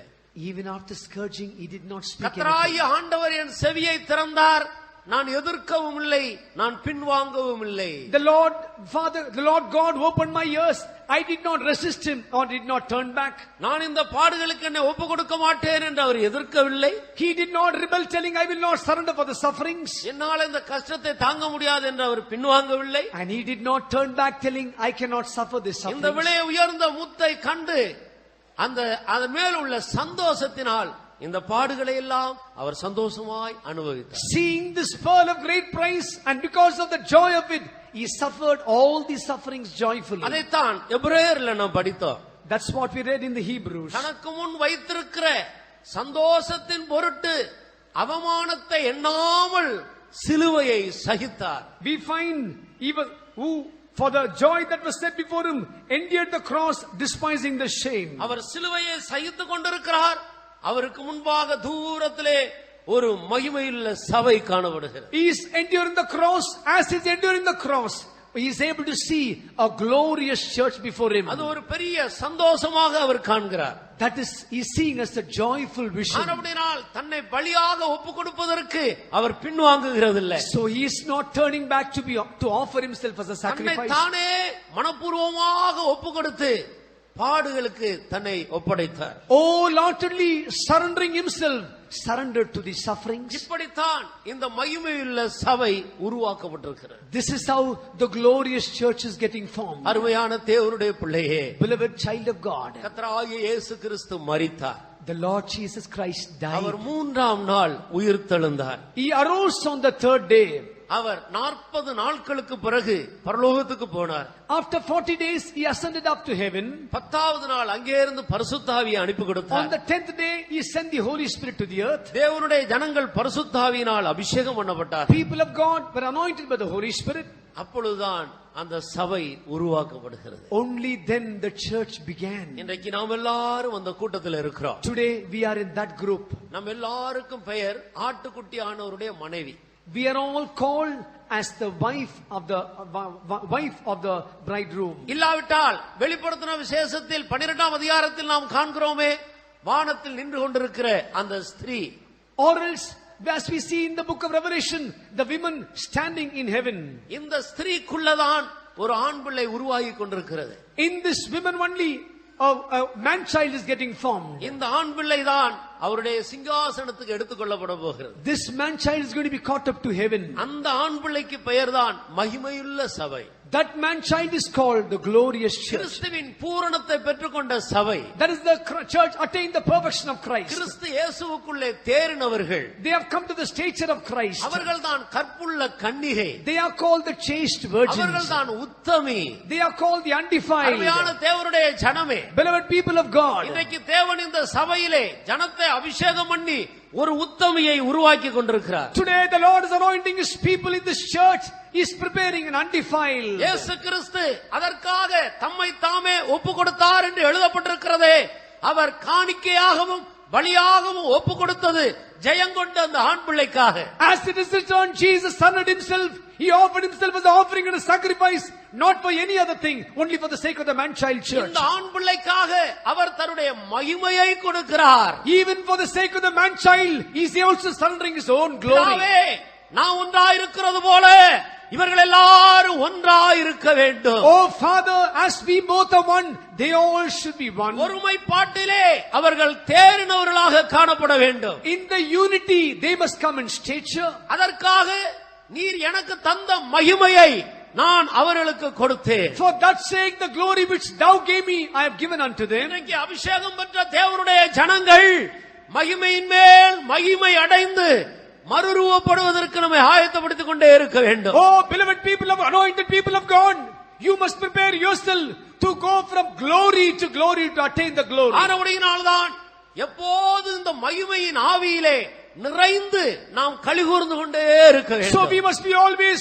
found rejoicing in the spirit of glory. இந்த புதிய ஏற்பாட்டு சபைக்கு கர்த்தராகிய இயேசு கிறிஸ்து கொடுத்த பொக்கிஷம் மகிமையின் ஆவி. Oh, for the New Testament church, the treasure, what the Lord Jesus Christ has given us, the spirit of glory. கர்த்தரால் அந்த சாயலாகத்தானே மகிமையின் மேல் மகிமை அடைந்து மறுரூபப்பட்டு கொண்டே இருக்கிறோம். So that's why by the Spirit of the Lord we are growing from glory to glory and getting transformed. ஒரு நாள் வரும் நம்முடைய ஜீவனாகிய கிறிஸ்து மகிமையிலே வெளிப்படும் போது நாமும் அவரோடு கூட மகிமையிலே வெளிப்பட போகிறோம். One day will come, our Christ, our life will appear in the winter. We also will be seen in glory. இந்த வெளிப்பாடோடு அனுதினமும் தேவ ஆவியானவரோடு நாம் தொடர்பு கொண்டு தேவ ஆவியினால் முழுவதும் ஆளுகை செய்யப்படுகிற ஒரு அனுபவத்துக்குள்ளே நாம் கடந்து வர வேண்டும். We have to come to such an experience, having communion with the Lord, being knit with the Holy Spirit, being filled with the Spirit of God. மகிமை மகிமை என்று சொல்லப்பட்டிருக்கிறதே, இந்த மகிமைதான் என்ன? Glory, glory, it is written. What does it mean? அநேகர் மகிமை என்று அறிந்திருக்கிறார்கள், அது என்ன என்பதை பற்றியதான தெளிவு அநேகருக்கு இல்லை. Many have understood that it's glory, but they don't have an understanding what is it. கர்த்தருக்கு ஸ்தோத்திரம். Praise be to the name of the Lord. பழைய ஏற்பாட்டு பரிசுத்தவானாகிய மோசேக்கு ஒரு ஆசை வந்தது. Old Testament Saint Moses, he had a desire. நான் உடைய மகிமையை காண வேண்டும். Lord, I must see your glory. ஆண்டவரே உடைய மகிமை எனக்கு காட்டும். Lord, show me thy glory, Lord. இவ்விதமாக அவர் ஜெபிக்கிறார். Thus he prayed. தாவீதுக்கும் கூட ஒரு ஆசை வந்தது. Even David also had such a desire. கர்த்தரிடத்தில் ஒன்றை நான் கேட்டேன், அதையே நாடுவேன். One thing I've desired of the Lord, that will I seek after. நான் கர்த்தருடைய மகிமையை பார்க்க வேண்டும். That I must see his glory. இந்த ரெண்டு வசனங்களை எடுத்து வாசியுங்கள். Can we take both these verses and read? யாத்திராகமம் 34ஆம் அதிகாரத்திலே அதை குறித்து நாம் படிக்கிறோம். 33:18. 33ஆம் அதிகாரம் 12வது. அப்பொழுது அவன் உம்முடைய மகிமையை எனக்கு காண்பித்தருளும் என்றான். கர்த்தருக்கு ஸ்தோத்திரம். Praise be to the name of the Lord. அதற்கு ஆண்டவர் என்ன சொன்னார்? What does the Lord say? அதற்கு அவர், என்னுடைய தயையை எல்லாம் நான் உனக்கு முன்பாக கடந்து போக பண்ணி கர்த்தருடைய நாமத்தை உனக்கு முன்பாக கூறுவேன். எவன் மேல் கிருபையாயிருக்க சுத்தமாயிருப்பேனோ அவன் மேல் கிருபையாயிருப்பேன். 22வது வசனம் வாசி. என் மகிமை கடந்து போகும்போது நான் உன்னை அந்த கன்மலையின் வெடிப்பிலே வைத்து நான் கடந்து போகும் மட்டும் என் கரத்தினால் உன்னை மூடுவேன். பின்பு என் கரத்தை எடுப்பேன், அப்பொழுது என் பின்பக்கத்தை காண்பாய், என் முகமோ காணப்படாது என்றார். கர்த்தருக்கு ஸ்தோத்திரம். Praise be to the name of the Lord. ஆண்டவரே உம்முடைய மகிமை எனக்கு காட்டும் என்று கேட்கிறார். He is asking, Lord, I beseech thee, show thy glory. இது ஒரு முத்து. This is a pearl. மோசே ஒரு முத்து. Moses is a pearl, goodly இந்த pearl. முத்துக்கு ஆண்டவர் மகிமையை ஒருபோது காட்ட முடியாது. God cannot see his full glory to this our pearl. தன்னுடைய மகிமையை விலையேற பெற்ற முத்துக்காக வைத்திருக்கிறார். He has kept his glory for the pearl of great price. ஆனபடியினால் மோசேக்கு அவர் என்ன சொன்னார்? So what did he tell to Moses? நான் கடந்து போகும்போது என் கரத்தால் நான் உன்னை மூடுவேன். When I pass by, I'll cover you with my hand. என்னுடைய மகிமையை ஒருவரும் காண முடியாது. No one can see my glory. ஆனபடியினால் நான் கடந்து போன பின்பு என்னுடைய கரத்தை நான் எடுப்பேன், நீ என்னுடைய பின்பகுதியை காண்பாய். So after passing by, I lift up my hand, you can see my back part. கர்த்தருக்கு ஸ்தோத்திரம். Praise be to the name of the நீங்கள் Lord. 34ஆம் அதிகாரத்துக்கு வரும் பொழுது When you come to the 34th chapter, 6வது வசனத்தை வாசியுங்கள். read the 6th verse. கர்த்தர் அவனுக்கு முன்பாக கடந்து போகிற போது அவர், கர்த்தர் இரக்கமும் கிருபையும் நீடிய சாந்தமும் மகா தயையும் சத்தியமும் உள்ள தேவன். அடுத்து 1000 தலைமுறைகளுக்கு இரக்கத்தை காக்கிறவர், அக்கிரமத்தையும் மீறுதலையும் பாவத்தையும் மன்னிக்கிறவர். போதும். கர்த்தருக்கு ஸ்தோத்திரம். Praise be to the name of the Lord. இதுதான் கர்த்தருடைய மகிமையாக ஆண்டவருடைய மகிமையின் பின்பகுதியை பற்றி அவர் வர்ணிக்கிறார். This is what is explaining about the glory of the back portion, what he saw from God. மோசேக்கு முகம் மறைக்கப்பட்டது. For Moses the face was hidden. ஆண்டவர் கடந்து போய்விட்டார். The Lord passed by. அவர் போன பின்பு தன்னுடைய கரத்தை எடுத்தார். After passing by, the Lord lifted up his hands. மோசே பின்பகுதியை பார்க்கிறார். Moses saw the back portion. அந்த பின்பகுதியிலே இவ்வளவு மேன்மையை பற்றி சொல்லுகிறார். So much of greatness he has seen in the back portion. கர்த்தர் அவனுக்கு முன்பாக கடந்து போகிற போது, when the Lord was passing by before him, இரக்கமும் கிருபையும் நீடிய சாந்தமும் மகா தயையும் சத்தியம் உள்ள தேவன், 1000 தலைமுறை வரைக்கும் இரக்கத்தை காக்கிறவர், அவர் மன்னிக்கிற தேவன் என்று அவருடைய திவ்ய சுபாவங்களை வர்ணிக்கிறார். he is defining the divine natures, telling the Lord God merciful, gracious, long suffering, abundant goodness and truth, keeping mercy for 1,000, forgiving iniquity and transgression of sin. பின்பகுதியில பார்த்த மகிமையே இவ்வளவு விசேஷமாக இருந்தால், If so much be the glory what he saw in the back parts, முன்பகுதி எவ்வளவு விசேஷமாக இருக்க வேண்டும். how glorious should be the front part. அதை ஆண்டவர் புதிய ஏற்பாட்டு சபைக்காக மகிமையுள்ள சபைக்காக அதை வைத்திருக்கிறார். That the Lord has kept for the New Testament glorious church. இப்பொழுது கலாத்தியர் 4ஆம் அதிகாரம் 19வது வசனத்துக்கு வாருங்கள். Now come to Galatians chapter 4 verse 19. அப்போஸ்தலனாகிய பவுல் தன்னுடைய சபையை குறித்து இவ்விதமாக சொல்லுகிறார். Apostle Paul is telling concerning his church. கலாத்தியர் சபையை பார்த்து சொல்லுகிற வார்த்தை அது. This is the word what is telling to the Galatian N church. சிறு பிள்ளைகளே, கிறிஸ்து உங்களிடத்தில் உருவாகும் அளவும் உங்களுக்காக நான் மறுபடியும் கற்ப வேதனைப்படுகிறேன். My little children of whom I travail in birth again until Christ be formed in you. அப்போ ஒரு மனிதனுக்குள்ளே கிறிஸ்து உருவாக்கப்படுவது என்று சொல்வது எதை காட்டுகிறது? So in a person Christ being formed, what does it show? கிறிஸ்து இயேசுவின் திவ்ய சுபாவங்களை காட்டுகிறது. That speaks about the divine natures of Christ. அவருடைய தாழ்மை, His humility, அவருடைய பொறுமை, His patience, அவருடைய சாந்த குணம், His meekness, அவருடைய அன்பு, His love, அவருக்கு இருக்கிற அமைதல் உள்ள ஆவி, His quietness, அவருடைய சாந்த குணம், His meekness. இவைகள் எல்லாம் ஒரு மனிதனுக்குள்ளே உருவாக்கப்பட வேண்டியதாக இருக்கு. All these characters must be formed within a man. இதுதான் என் சிறு பிள்ளைகளே, கிறிஸ்து உங்களிடத்திலே உருவாக்கப்பட வேண்டும் என்று சொல்கிறார். That's what he says, my little children, Christ must be formed in you. இதிலிருந்து நாம் என்ன விளங்கிக் கொள்கிறோம்? What do we learn from this? நீங்கள் நம்முடைய கர்த்தராகிய இயேசு கிறிஸ்துவின் மகிமையை அடையும் பொருட்டு எங்கள் சுவிசேஷத்தினால் அந்த இரட்சிப்புக்கு அவர் உங்களை அழைத்திருக்கிறார். That you might attain this glory. Through that gospel, He has called you through us. 2 தெசலோனிக்கேயர் 2ஆம் அதிகாரம் 14வது வசனத்திலே நாம் அப்படி படிக்கிறோம். We read 2 Thessalonians chapter 2 verse 14 like this. நீங்கள் நம்முடைய கர்த்தராகிய இயேசு கிறிஸ்துவின் மகிமையை அடைய வேண்டும். You must call the glory of the Lord Jesus. அப்ப இயேசு கிறிஸ்துவின் மகிமை என்று சொல்லுகிறது என்ன? What is the meaning of the glory of Jesus? கர்த்தராகிய இயேசுவுக்கு பிதா தன்னுடைய முகத்தை காட்டுகிறார். For the Lord Jesus, Father showed His face. அவருடைய மகிமையை காணும்போது அது பிதாவினுடைய மகிமையை காண்கிறதாக இருக்கிறது. When he saw the glory, it was something seeing the glory of the என்னை Father. கண்டவன் என் பிதாவை கண்டான். He that has seen me has seen my Father. மறுபடியினால் பிதாவாகிய தேவன் தன்னுடைய முகத்தை இயேசு கிறிஸ்துவுக்கு காண்பிக்கிறார். So God the Father is showing His face to the Son Jesus. நீர் எனக்கு தந்த மகிமையை நான் என்னுடைய ஜனங்களுக்கு கொடுக்கிறேன். The glory which thou gave it to me, I am giving to my people. அந்த மகிமையை தான் இயேசு கிறிஸ்து சபைக்கு கொடுத்திருக்கிறார். That glory only Jesus has given to the church. இந்த மகிமையை சபை எப்படி பெற்றுக்கொள்கிறது? How does the church obtain this glory? அதற்கு தான் அப்போஸ்தல ஊழியம் ஏற்படுத்தப்பட்டிருக்கிறது. That is why the apostolic ministry is formed. மெல்கிசதேக்கின் முறைமையின்படி உள்ள ஒரு ஊழியத்தின் மூலமாக தேவனுடைய மகிமை, கிறிஸ்துவின் மகிமை தேவனுடைய ஜனங்களுக்குள்ளே பிரவேசிக்கிறது. Through the ministry according to the order of Melchizedek,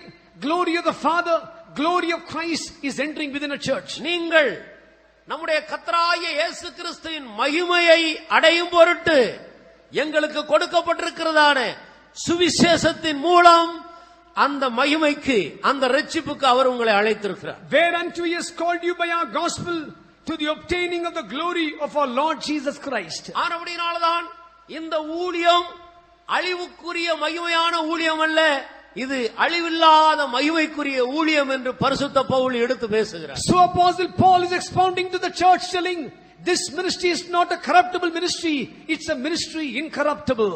அருமையான தேவனுடைய ஜனமே, Beloved people of God, இந்த ஊழியம் மகிமையின் ஊழியமாக இருக்கிறது. this ministry is a glorious ministry. இதற்கு ஆரோனை போல தேவனால் அழைக்கப்பட்ட தேவனுடைய ஊழியர்கள் எழும்ப வேண்டியது அவசியமாக. For this sake servants of God must arise according to calling as Aaron was called. ஆரோனை போல என்றால் ஆரோனை போல ஒரு குடும்பமாக என்ற அர்த்தம் அல்ல. When you say Aaron, doesn't mean that like a family like Aaron. அன்றைக்கு இருந்த எல்லாருக்குள்ள ஆரோனை கர்த்தர் அழைத்து வேறு பிரித்தார். Among those days, among all the people, God called Aaron and separated him. அதுபோல இன்றைக்கு தேவனால் ஒரு அழைப்பு அவசியம். அந்த அழைப்பை குறித்து தான் அப்படி எழுதியிருக்கிறது. In the same way, by the Lord, when calling is needed, it speaks about that calling. இவர்கள் மெல்கிசேதேக்கின் முறைமையின்படி கடந்து வர வேண்டும். They must come to the order of Melchizedek. இவர்களுக்கு தாயும் தகப்பனும் இல்லை, வம்ச வரலாறு இல்லை என்று பல காரியங்களை குறித்து நாம் வேதத்திலே வாசிக்கிறோம். எபிரேயர் 7ஆம் அதிகாரம். So many things we read Hebrews chapter 7 telling this, they don't have father or mother, no descent also. ஒரே வார்த்தையில் சொன்னால் பரலோக ராஜ்யத்தின் நிமித்தம் தங்களை அன்னகர்களாக்கி கொண்டிருக்கிறவர்கள். To tell in one verse, they have made themselves eunuchs for the sake of the kingdom of God. இப்படி ஒரு பிரதிஷ்டையோடு கூட தேவ சமூகத்தில் நாள்தோறும் ஆண்டவருடைய இயேசு கிறிஸ்துவின் முகத்தை தரிசித்து அவரிடத்திலிருந்து வருகிற அந்த வெளிச்சத்திலே அந்த சுவிசேஷத்தை சபைக்கு கொடுத்து சபையை அந்த மகிமைக்கு நேராக வழி நடத்துகிறார். Living a consecrated life every day, seeing the face of Jesus, receiving the things from him and receiving the glorious gospel and expounding to the church. நான் உங்களை கற்புள்ள கன்னிகையாக கிறிஸ்து என்னும் ஒரே புருஷனுக்கு ஒப்பு கொடுக்க நியமித்திருக்கிறபடியால் தேவ வைராக்கியமான வைராக்கியம் கொண்டு இருக்கிறேன். He is telling, I am found here with godly jealousy. I have espoused you to one husband that I may present you as a chaste virgin to Christ. சபை கிறிஸ்துவின் மகிமையை பெற்றுக்கொள்ளும்படி ஒரு தேவனுடைய ஊழியக்காரனுக்கு தேவனுக்கு இருக்கிற அந்த வைராக்கியம் தேவையாக இருக்கிறது. For the church to attain the glory of Jesus, for to bring it to as a glorious church, a servant of God must have this qualification. அவன் எப்போதும் தேவனிடத்தில் இருக்கும்படி தன்னை வேறுபிரித்துக் கொள்ள வேண்டும். He must separate himself always to be with the Lord. மோசே பிரமாணங்களை பெற்றுக்கொள்வதற்காக தன்னுடைய குடும்பத்தை விட்டு, பிள்ளைகளை விட்டு, மனைவியை விட்டு 40 நாட்கள் மலையில போய் இரவும் பகலும் அப்படியே காத்து கொண்டிருக்கிறார். Moses 40 days and nights to receive the commandments from God, leaving his wife, family and children, forsaking everything, he went to the mount. கர்த்தருக்கு ஸ்தோத்திரம். Praise be to the name of the Lord. அப்படியானால் அது ஒளிந்து போகக்கூடிய மகிமையின் ஊழியத்துக்கு அப்படி ஒரு பிரதிஷ்டை தேவையானால், if such amounts, though that amount of consecrations is needed for a corruptible ministry, ஒளியாத மகிமைக்குரிய ஊழியத்துக்கு எவ்வளவு பெரிய ஒரு மகிமை தேவையாக இருக்கிறது. how great is the glory needed for an incorruptible ministry. எவ்வளவு பெரிய ஒரு பிரதிஷ்டை வேறுபிரிக்கப்படுதல் தேவையாக இருக்கிறது. What a great consecration and separation is needed. ஆனபடியால்தான் புதிய ஏற்பாட்டு ஊழியக்காரன் நிரந்தரமாக தேவனுக்கென்று தன்னை வேறுபிரித்து 40 நாட்கள் அல்ல, மரிக்கிற வரைக்கும் அவன் மலையில ஆண்டவரோடு வாசம் பண்ண வேண்டும். That's why this New Testament servant of God, not to abide for 40 days, all the days of his life he must abide in consecration on the mount. எனவே பொதுவான ஊழியத்துக்கும் கனமான ஊழியத்துக்கும் மகிமையின் ஊழியத்துக்குள்ள வித்தியாசங்களை விலகிக் கொள்ளுங்கள். So understand, there's a general ministry, honorable ministry, and you must understand the difference of the glorious ministry. உன்னை ஒரு மகிமையுள்ள சபையாக மாற்றும்படியாக, To make you as a glorious church, கற்புள்ள கன்னிகையாக உன்னை உருவாக்கும்படியாக, to form you as a chaste virgin, கிறிஸ்து இயேசு உனக்குள்ளே பூரணப்படும்படியாக, for Christ to be perfected in you. உனக்காக கற்ப வேதனைப்படக்கூடிய ஒரு பிரதிஷ்டை உள்ள ஊழியக்காரன் தேவை. தேவன் அதை ஏற்படுத்துகிறார். A servant of God is needed so that he may travail in pain, and God has appointed it. அவனுக்கு கொடுக்கப்படுகிற சுவிசேஷத்தின் மூலம் இந்த மகிமை சபையிலே கடந்து போகிறது. By the gospel which has been given to him, glory is going to the church. தேவனுடைய ஜனங்கள் யார் இந்த மகிமையின் சுவிசேஷத்துக்கு தங்களை ஒப்படைக்கிறார்களோ, இந்த சுவிசேஷம் அந்த மகிமையை உங்களுக்குள்ளே உருவாக்குகிறது. Those people, those who are surrendering themselves to this gospel, through the gospel, glory is getting formed within you. கர்த்தருக்கு மகிமை உண்டாகட்டும். Glory be to God. அருமையான தேவனுடைய ஜனமே, Beloved people of God, கர்த்தராகிய இயேசு கிறிஸ்து நாம் பாவங்களுக்கு செத்து நீதிக்கு பிழைத்திருக்கும்படிக்கு நம்முடைய பாவங்களை அவர் தன்னுடைய சரீரத்தில் தன்மையில் ஏற்றுக்கொண்டார். the Lord Jesus Christ, that we may die for sin and be alive in righteousness, he has put on all these things upon himself. ஒவ்வொரு தேவனுடைய பிள்ளையும் பாவங்களுக்கு செத்து போன ஒரு வாழ்க்கை செய்ய வேண்டும். Every child of God must live a life dead unto sin.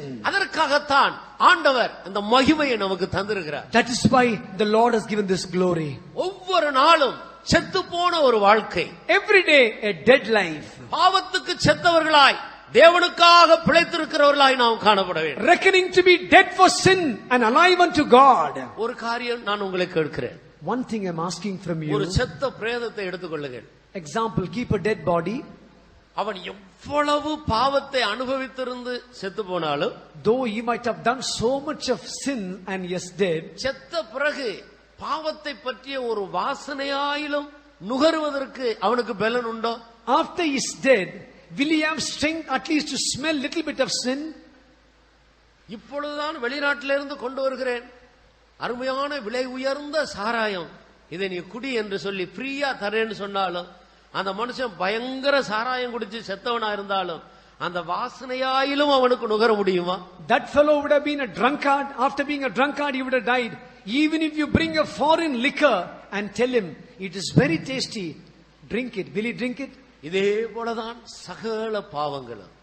This is how all the other sins. பாவத்துக்கு செத்து போன ஒரு மனிதன் பாவத்தினுடைய எந்த வாசனை கூட இல்லாத ஒரு மகிமைக்குள்ளே, ஒரு பரிசுத்தத்துக்குள்ள அவன் கடந்து வர. This is our person dead to sin. He must come to a glory where he has no smell of sin. ஆத்மாவிலும் சரீரத்திலும் ஒரு ஆழமான பரிசுத்த ஜீவியத்தை தேவன் நம்மிடத்தில் எதிர்பார்க்கிறார். God is expecting a deeper holy life in his body and soul. ஆத்மாவில மாத்திரம் பரிசுத்தமா இருந்தால் போதாது. Not only being holy in the soul, ஆத்மாவிலும் சரீரத்திலும் நாம் பரிசுத்த வாழ்க்கை செய்தால் மட்டும்தான் கர்த்தருடைய வருகையிலே நாம் மறுரூபமாக்கப்பட்டு ஒரு மகிமையுள்ள சபையாக மாற முடியும். only if we live a holy life in a body and soul, we can be transformed and we can become a glorious church. முதலாம் கொரிந்தியர் 7ஆம் அதிகாரத்தை எடுத்து வாசித்து பாருங்க. When you turn to 1 Corinthians chapter 7, 34வது வசனத்திலிருந்து வாசியுங்கள். read from verse 34. அதுபோல மனைவியானவளுக்கும் கன்னிகைக்கும் வித்தியாசம் உண்டு. விவாகம் இல்லாதவன் சரீரத்திலும் ஆத்மாவிலும் பரிசுத்தமாயிருக்கும்படி கர்த்தருக்குரியவளுக்காக கவலைப்படுகிறாள். விவாகம் பண்ணினவள் தன் புருஷனுக்கு எப்படி பிரியமாயிருக்கலாம் என்று உலகத்துக்குரியவளுக்காக கவலைப்படுகிறாள். இதை நான் உங்களை கண்ணில் அகப்படுத்த வேண்டும் என்று சொல்லாமல் உங்களுக்கு தகுதியாயிருக்கும் என்றும், நீங்கள் கவலை இல்லாமல் கர்த்தரை பற்றி கொண்டிருக்க வேண்டும் என்றும் உங்கள் சுய பிரயோஜனத்துக்காகவே சொல்லுகிறேன். ஆகிலும் ஒருவன் தன் புத்திரியின் கன்னிகை பருவம் கடந்து போனதினாலே அவள் விவாகம் பண்ணாமல் இருப்பது அவளுக்கு தகுதி அல்லவென்றும், அவள் விவாகம் பண்ணுவது அவசியம் என்றும் நினைத்தால் அவன் தன் மனதின்படி செய்ய கடவன். அது பாவம் அல்ல, விவாகம் பண்ணட்டும். கர்த்தருக்கு ஸ்தோத்திரம். Praise be to the name of the Lord. விவாகத்தை குறித்து சில காரியங்களை இங்க எழுதுகிறார். Some things are written about marriage here. விவாகம் பண்ணணும்ன்றது அவசியம் இருந்தா, பண்ணாவிட்டால் கெட்டு போய் விடுவார்கள் என்ற ஒரு பயம் தன்னுடைய மகளை குறித்து இருந்தால் விவாகம் பண்ணி கொடுக்கட்டும். If a person has got a fear concern, the daughter, if I'm not going to marry her, she'll be defiled, then let her be married. விவாகம் பண்றது பாவம் அல்ல. Getting married is not sin. ஆனால் கர்த்தருக்கு பிரியமாயிருக்க விரும்புகிறவர்கள் ஆத்மாவிலும் சரீரத்திலும் பரிசுத்தம் உள்ளவர்களாக இருக்க வேண்டும் என்று சொல்லப்பட்டது. Here it's written, they that want to be pleasing unto the Lord, they must be holy in their body and spirit. விவாகம் பண்ணினவர்களும் சரீரத்தின் பரிசுத்தத்தை குறித்து நல்ல ஒரு வெளிப்பாடு பெற்று கர்த்தருக்கு சமர்ப்பிக்க வேண்டும். Even they that are married also, having a true revelation about holiness in their body, they must surrender themselves to God. மறுபடியுமாக 34வது வசனத்தை வாசியுங்கள். Once again read the 34th verse. அதுபோல மனைவியானவளுக்கும் கன்னிகைக்கும் வித்தியாசம் உண்டு.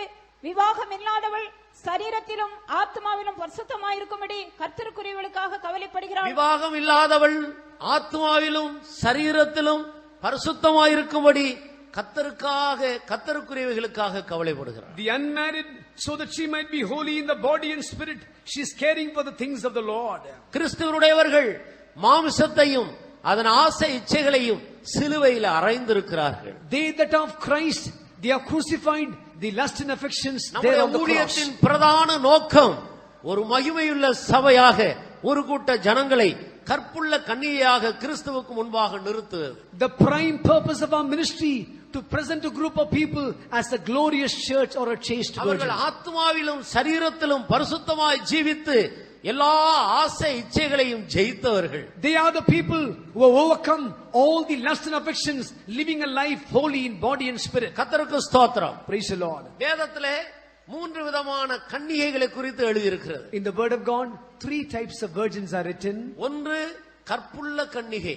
First is the chaste virgin. இன்னொன்று புத்தியுள்ள கன்னிகை. Secondly, the wise virgin. இன்னொன்று புத்தியில்லாத கன்னிகை. Thirdly, the foolish virgin. புத்தியில்லாத கன்னிகை என்று சொல்லுகிறவர்கள் அவர்கள் அவர்கள் கைவிடப்பட்டு இரத்த சாட்சியின் அனுபவத்தையும் கூட இழந்து போனவர்கள். These foolish virgins are the left behind people. They have also lost the privilege of being the martyrs. புத்தியுள்ள கன்னிகைகள் என்று சொல்லுகிறவர்கள் இரத்த சாட்சியா இருந்தார். The wise virgins are they that are called martyrs. கற்புள்ள கன்னிகை என்று சொல்லுகிறவர்கள் கர்த்தருடைய மகிமையான வருகையில் அவரை சந்திக்கிற மணவாட்டி. They that are called the first virgins, they are the bride of Christ waiting for the coming of the Lord. கன்னிகை என்றால் விவாகம் ஆகாதவள். Virgin means she that is not married. விவாகம் ஆகாதவளாக இருந்தாலும் அவள் கற்பை காத்து கொண்டவள் என்று எப்படி சொல்ல முடியும்? Though she is unmarried, how can you say that she has preserved her purity? ஆனபடியால் கற்புள்ள ஒரு கன்னிகைக்காக இயேசு வரப்போகிறார். So Jesus is going to come for a chaste virgin. எல்லாரும் பாவிகளாக ஜீவித்தவர்கள் தான். We are all people who were sinners ஆனாலும் before. ஆண்டவர் நமக்கு தந்திருக்கிற இந்த மகிமையின் ஆவிக்கு நம்மை ஒப்படைக்கும் போது, But when we are surrendering to the spirit of glory which the Lord has given to us, நம்முடைய ஆவி, நம்முடைய ஆத்துமா, நம்முடைய சரீரம் இந்த மூன்று பகுதிகளையும் ஒரு தூய்மையான வாழ்க்கைக்கு இந்த மகிமையின் ஆவி நம்மை கொண்டு வந்து சேர்க்கிறது. this spirit of glory is taking us to such a place where we are having a purity in our body, soul and spirit. கர்த்தருடைய நாமத்துக்கு மகிமை உண்டாகட்டும். Glory be to the name of the Lord. கர்த்தர் தந்த மகிமையின் ஆவிக்காக கர்த்தரை மகிமைப்படுத்துவோமா? For the spirit of the glory the Lord has given, shall we all glorify God? Hallelujah, Hallelujah. கர்த்தருக்கு ஸ்தோத்திரம். Glory be to God. இந்த முதலாம் கொரிந்தியர் 7ஆம் அதிகாரத்தில் சரீரத்தின் பரிசுத்தத்தின் அடிப்படையில் 5 வித்தியாசமான கூட்டத்தை வேறு பிரித்து காட்டுகிறார். Here Apostle Paul is differentiating 5 groups of people who are having purity in their body. ஒரு மனிதன் கர்த்தருடைய வருகைக்கு போக வேண்டுமானால் அவனுடைய சரீரத்தின் பரிசுத்தத்தில் அவன் எப்படி இருக்க வேண்டும் என்று அதிலே ஸ்டெப் பை ஸ்டெப்பாக 5 வரிசை காட்டப்பட்டிருக்கிறது. Step by step it is written, mentioning for a person to go in the coming of the Lord, how he should be holy in his body. ஆனபடியால் பிரியமான தேவனுடைய ஜனமே, So beloved people of God, நம்முடைய சரீரத்தை குறித்து நாம் மிகவும் கவனமாக இருக்க வேண்டும். let us be very careful about our body. சரீரமோ வேசித்தனத்துக்குரியதல்ல, அது கர்த்தருக்கு உரியது. This body is not for fornication but to the Lord. முதலாம் கொரிந்தியர் 6ஆம் அதிகாரம் 13வது வசனத்தை வாசி. 1 Corinthians chapter 6 verse 13. வயிற்றுக்கு போஜனமும் போஜனத்துக்கு வயிறும் ஏற்கும், ஆனாலும் தேவன் இதையும் அதையும் அழிய பண்ணுவார். சரீரமோ வேசித்தனத்திற்கல்ல, கர்த்தருக்கே உரியது, கர்த்தரும் சரீரத்துக்கு உரியவர். அடுத்த வசனத்தை வாசிங்க. தேவன் கர்த்தரை எழுப்பினாரே, நம்மையும் தமது வல்லமையினாலே எழுப்புவார். இந்த 2 வசனங்களையும் நாம் சரியாக நிதானிக்க வேண்டும். We have to diligently see both these verses. வயிற்றுக்கு போஜனமும் போஜனத்துக்கு வயிறும் ஏற்கும், தேவன் இதையும் அதையும் அழிய பண்ணுவார். Meat for the belly, belly for the meats, but God shall destroy both it and them. உடனே சொல்லப்பட்டிருக்கிறது சரீரமோ வேசித்தனத்துக்குரியதல்ல. Immediately says body is not for fornication. அப்ப சரீரத்தின் பரிசுத்தத்துக்கும் சாப்பாட்டுக்கும் ஏதோ சம்பந்தம் இருக்கிறது. So there's something connected with the meat and the holiness in the body. நீங்கள் 12வது வசனத்தை வாசித்தால், When we read the 12th verse, எல்லாவற்றையும் அனுபவிக்க எனக்கு அதிகாரம் உண்டு, all things are lawful unto me, ஒன்றுக்கு நான் அடிமைப்பட மாட்டேன். I will not be a slave for anything. உடனே அடுத்த வசனத்துல வயிற்றுக்கு போஜனமும் போஜனத்துக்கு வயிறும் ஏற்கும் என்று The சொல்லப்பட்டது. very next verse it says meat for the belly and belly for the meat. சாப்பாட்டுக்கு அடிமையாய் போன ஒரு மனிதன் தன்னுடைய சரீரத்துல பரிசுத்த ஜீவியை செய்ய முடியாது. If a person who is going to be a slave for meat, he cannot lead a holy life in the body. வேதத்துல எங்கெல்லாம் சாப்பாட்டுக்கு முக்கியத்துவம் கொடுத்தார்களோ அங்கே எல்லாம் விழுகை தான் நடந்திருக்கிறது. In the word of God, wherever they gave importance for food, there falling took place. ஆதி மனுஷி ஏவாள் விழுந்து போனது ஆண்டவர் சாப்பிடக்கூடாது என்று சொன்ன கனியை சாப்பிட்டதுனால. The first woman was created, she died because she ate the forbidden fruit. ஏசா நஷ்டப்பட்டு போனது ஒரு அந்த சிவப்பான கூழுக்காக. Esau got destroyed only because of the red pottage.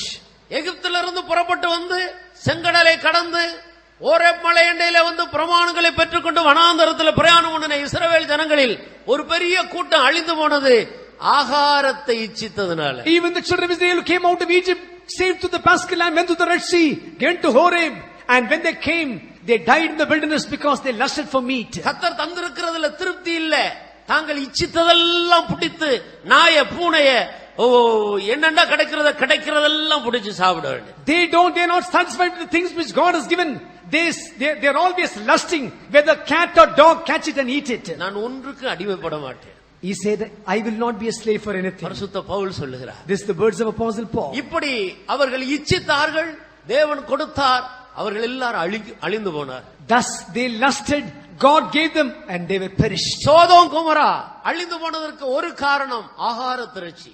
One reason of Sodom Gomorrah's destruction, abundance of food. சாப்பாட்டுக்கு அடிமையாய் போகிற மனிதனுடைய சரீரத்தை மாமிச ஆசை இச்சை மேற்கொள்ளும். Person who is a slave unto eating and meat, the lust of the flesh will overtake him. நீ மகிமையுள்ள ஒரு சபையாக மாற வேண்டுமானால் ஆகாரத்துல ஒரு ஜெயஜீவியம் தேவை. If you have to become a glorious church, you need a victory over meat. அடுத்த வசனத்தில் எழுதியிருக்கிறது, சரீரமோ வேசித்தனத்துக்குரியதல்ல, அது கர்த்தருக்கே உரியது. In the next verse it says, body is not for fornication, that's for the Lord. அப்படினால் சரீரத்தில் தூய்மையாக ஜீவிக்க விரும்புகிறவர்கள் ஆகாரத்துல பிரதிஷ்டை உள்ளவர்களாக இருக்க வேண்டும். So those who want to live purity in your body, be consecrated in your food also. தானியேல் அந்நிய தேசத்தில் பாபிலோனிலே கொண்டு போகப்பட்ட போது முதலாவது அவன் ஆகாரத்திலே தன்னை ஒரு பிரதிஷ்டைக்கு உட்படுத்துகிறான். When Daniel was taken to the strange land, he first of all makes the consecration in his food. சிங்கங்கள் அவனை சேதப்படுத்தாதபடி கர்த்தர் அவனோடு கூட இருந்து The Qatar. Lord was with him so that the lions could not hurt him. ஆனபடியால் அபிஷேகம் பெற்ற தேவனுடைய ஜனங்கள் ஆகாரத்தை குறித்து கவனமாக இருக்க வேண்டும். So anointed children of God must be very careful about the meat. சரீரமோ வேசித்தனத்துக்குரியதல்ல, Body is not for fornication, கர்த்தருக்குரியது. it's for the Lord. தேவன் கர்த்தரை எழுப்பினாரே. அடுத்த வசனம், Next verse says, God has raised up the Lord, நம்மையும் தம்முடைய வல்லமையினால் எழுப்புவார். and by his power he will raise us up also. எந்த சரீரத்தில் பாவ மாமிச ஆசை இச்சை குடிகொண்டிருக்கிறதோ அந்த சரீரத்தை கர்த்தர் எழுப்ப முடியாது. In which body sin, lust, curse is abiding, God cannot raise it up. கர்த்தருடைய வருகையை நோக்கி ஆவலோடு எதிர்பார்த்து கொண்டிருக்கிற தேவனுடைய ஜனமே, சரீரத்தின் பரிசுத்தத்தை குறித்து நாம் கவனமாக இருக்க வேண்டும். Beloved people who are ardently waiting for the coming of the Lord, be very cautious about the bodily holiness. ஆத்மாவில் மாத்திரமல்ல, சரீரத்திலேயும் வெளியரங்கமாகவோ அந்தரங்கமாகவோ எந்த பாவமும் நம்மிலே காணப்படக்கூடாது. Not only physically, bodily, or even spiritually, in your body and soul, outwardly or inwardly, no sin will be seen. கண்ணாலே இச்சையோட பார்த்தாலே இருதயத்திலே விபச்சாரம் பண்ணிவிட்டார்கள் என்று சொல்லப்பட்டிருக்கு. It is written,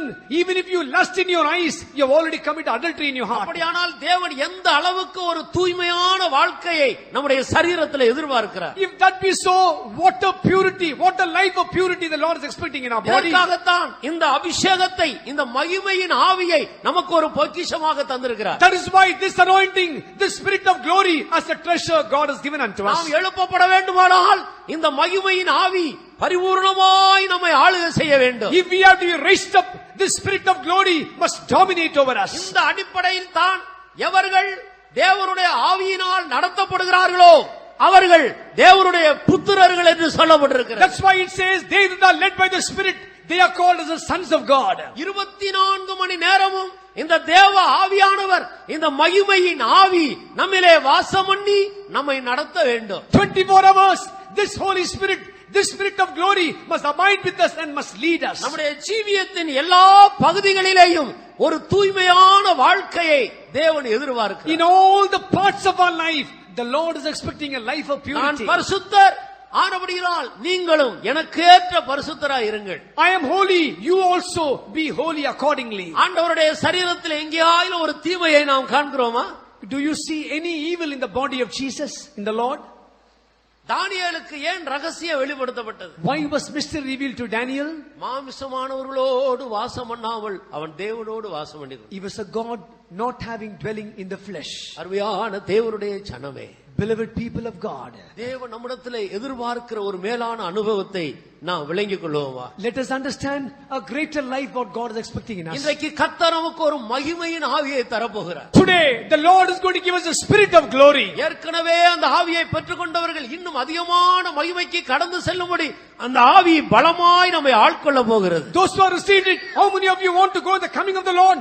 The Spirit of God is going to dominate you tonight. பிதாவே, நீர் எனக்கு தந்த மகிமையை நான் அவர்களுக்கு கொடுக்கிறேன். Father, the glory you have given me, I am giving unto them. இந்த மகிமையின் ஆவிதான் நமக்குள்ளே கிறிஸ்துவினுடைய திவ்ய சுபாவங்களை உருவாக்குகிறது. This spirit of glory is forming the divine characters of Christ. நாம் அதிலே வளர வளர வளர எல்லா தீமைகளும் நம்முடைய சரீரத்தை விட்டு ஒளிந்தே போகிறது. As we are growing in that, all the evil things are getting perished. ஆனபடியால் என்னிடத்தில் வந்து கற்றுக்கொள்ளுங்கள், நான் சாந்தமும் மனத்தாழ்மையுமாக இருக்கிறேன். So he says, learn of me, I am meek and lowly. இருதயத்தில் மறைந்திருக்கிற குணமே கர்த்தருடைய பார்வையில் விலையேறப்பட்டதாக. The virtue what is hidden in the heart, that is more precious in his sight. குணசாலியான ஸ்திரீ முத்துக்களை பார்க்கிலும் விலையேறப்பட்டவள், அவள்தான் விலையேறப்பட்ட முத்து. A virtuous woman, she is far above rubies.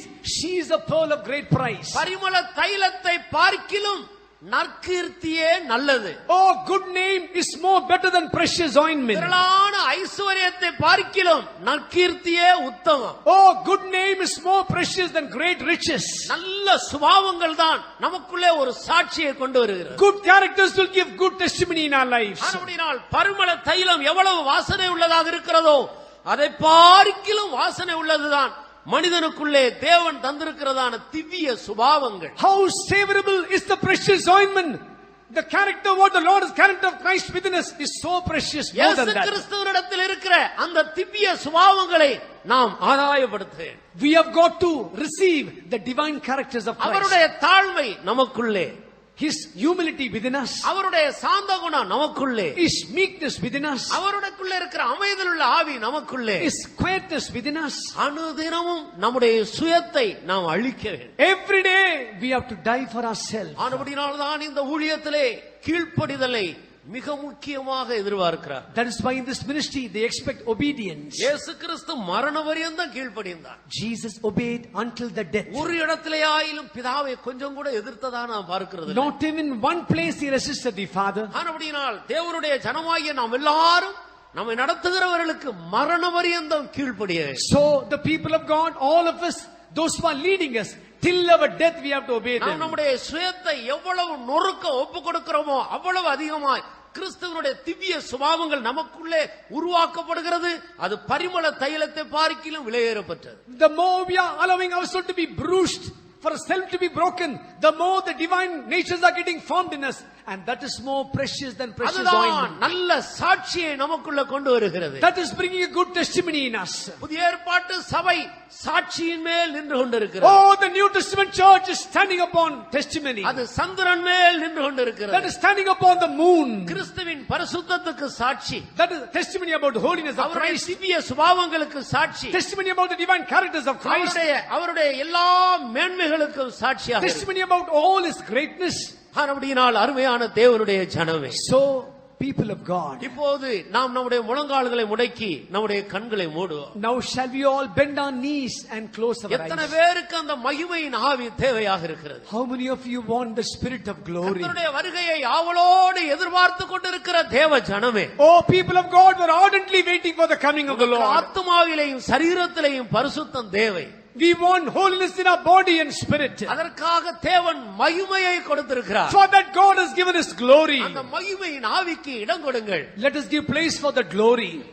தேவன் கர்த்தரை எழுப்பினாரே, God has raised up the Lord. நம்மையும் தம்முடைய வல்லமையினால் எழுப்புவார். By his power he will raise us up also. நாம் எழுப்பப்பட வேண்டுமானால் சரீரமோ கர்த்தருக்குரியதாக மாற வேண்டும். If we are to be raised up, this body must come to the Lord. எத்தனை பேருடைய சரீரம் கர்த்தருக்கு சொந்தமாக இருக்கிறது என்று தைரியமாய் சொல்லக்கூடியவர்களாக இருக்கிறோம்? How many of you can boldly say, my body belongs to the Lord? நீ எந்த நிலவரத்தில் இருந்தாலும் சரி, இன்றைக்கு என்னுடைய சரீரம் இன்று முதல் கர்த்தருக்குரியதாக மாறும் என்றதான ஒரு புதிய தீர்மானத்தோடு ஒப்பு கொடுப்பாயானால் மகிமையின் ஆவி உன்னை ஆட்கொள்ளும். Whatever may be your state, from today I am surrendering this body unto the Lord.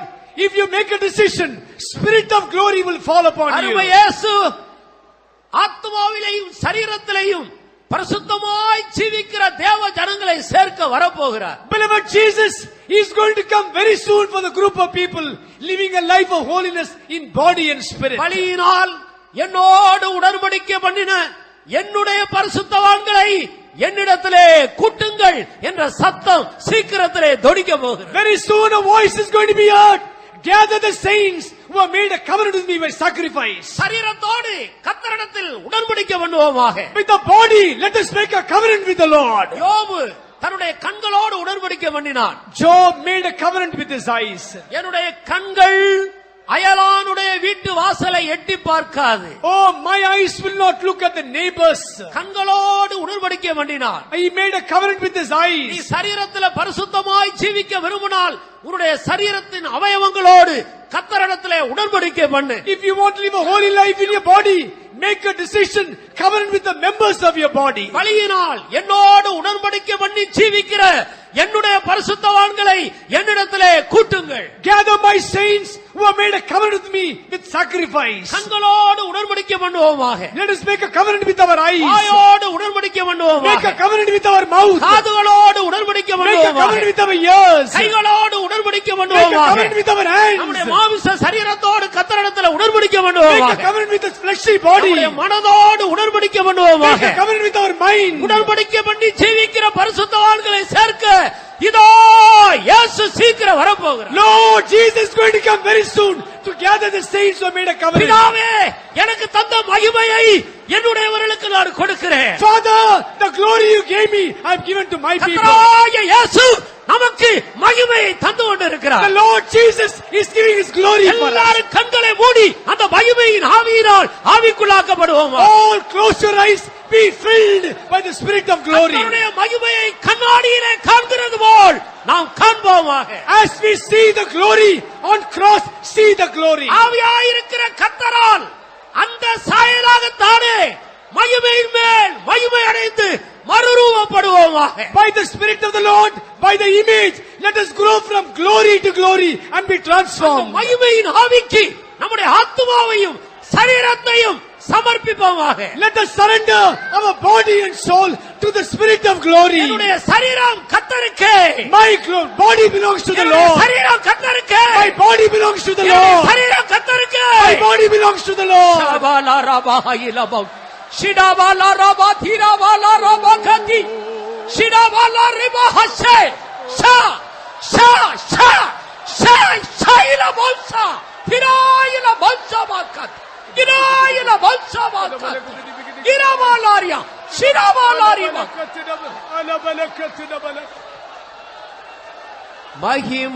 மகிமையினாவியினா மண்ணின் சாயலை மாற்றுவதா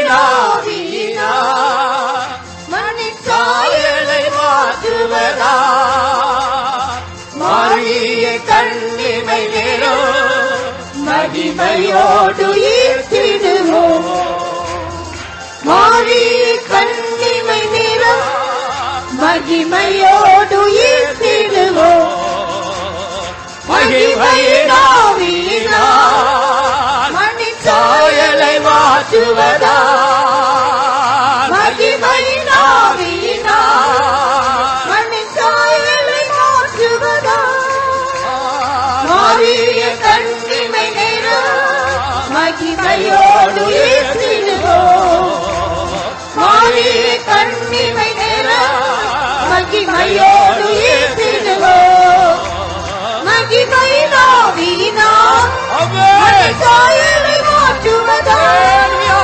மகிமையினாவியினா மண்ணின் சாயலை மாற்றுவதா மாறிய கண்ணிமை நேரம் மகிமையோடு ஈர்த்திடுவோம் மாறிய கண்ணிமை நேரம் மகிமையோடு ஈர்த்திடுவோம் மாறிய கண்ணிமை நேரம் மகிமையோடு ஈர்த்திடுவோம் மாறிய கண்ணிமை நேரம் மகிமையோடு ஈர்த்திடுவோம் மாறிய கண்ணிமை நேரம் மகிமையோடு ஈர்த்திடுவோம் மாறிய கண்ணிமை நேரம் மகிமையோடு ஈர்த்திடுவோம்.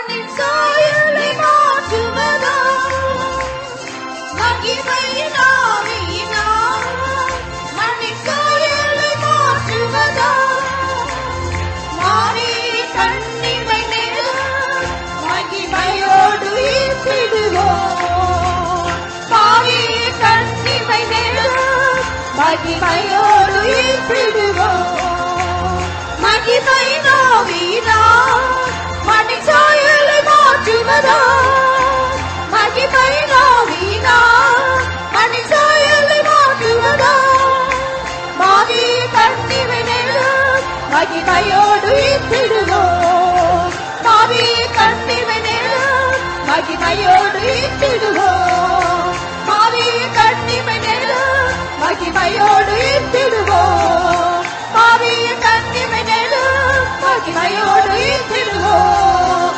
மாறி கண்ணிமை மகிமையோடு ஈர்த்திடுவோம்.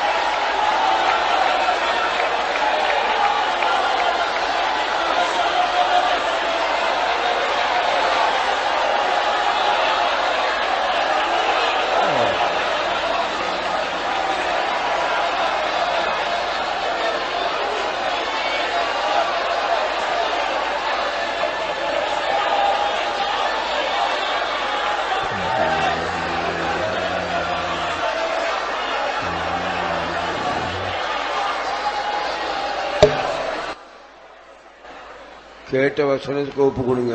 Surrender yourself to the spoken word of God. தேவன் உங்களை ஒரு வெளியேறப்பட்ட சம்பத்தாக, வெளியேறப்பட்ட ஒரு முத்தாக, ஒரு விசேஷித்த மனுஷர்களாக அவர் தெரிந்து கொண்டார் என்பதை உங்களுடைய இதயத்தில் ஏற்றுக்கொள்ளுங்க.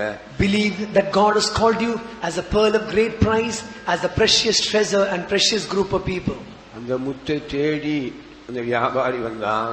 Searching the price, that merchant came. அதே போல இயேசு நம்மை தேடி அவர் வந்தார். In the same way the Lord Jesus came in search for us. அவர் விசுவாசத்தினால நம்மை வெளியேறப்பட்டவராக நாம் கண்டார். He saw us to be very precious by faith.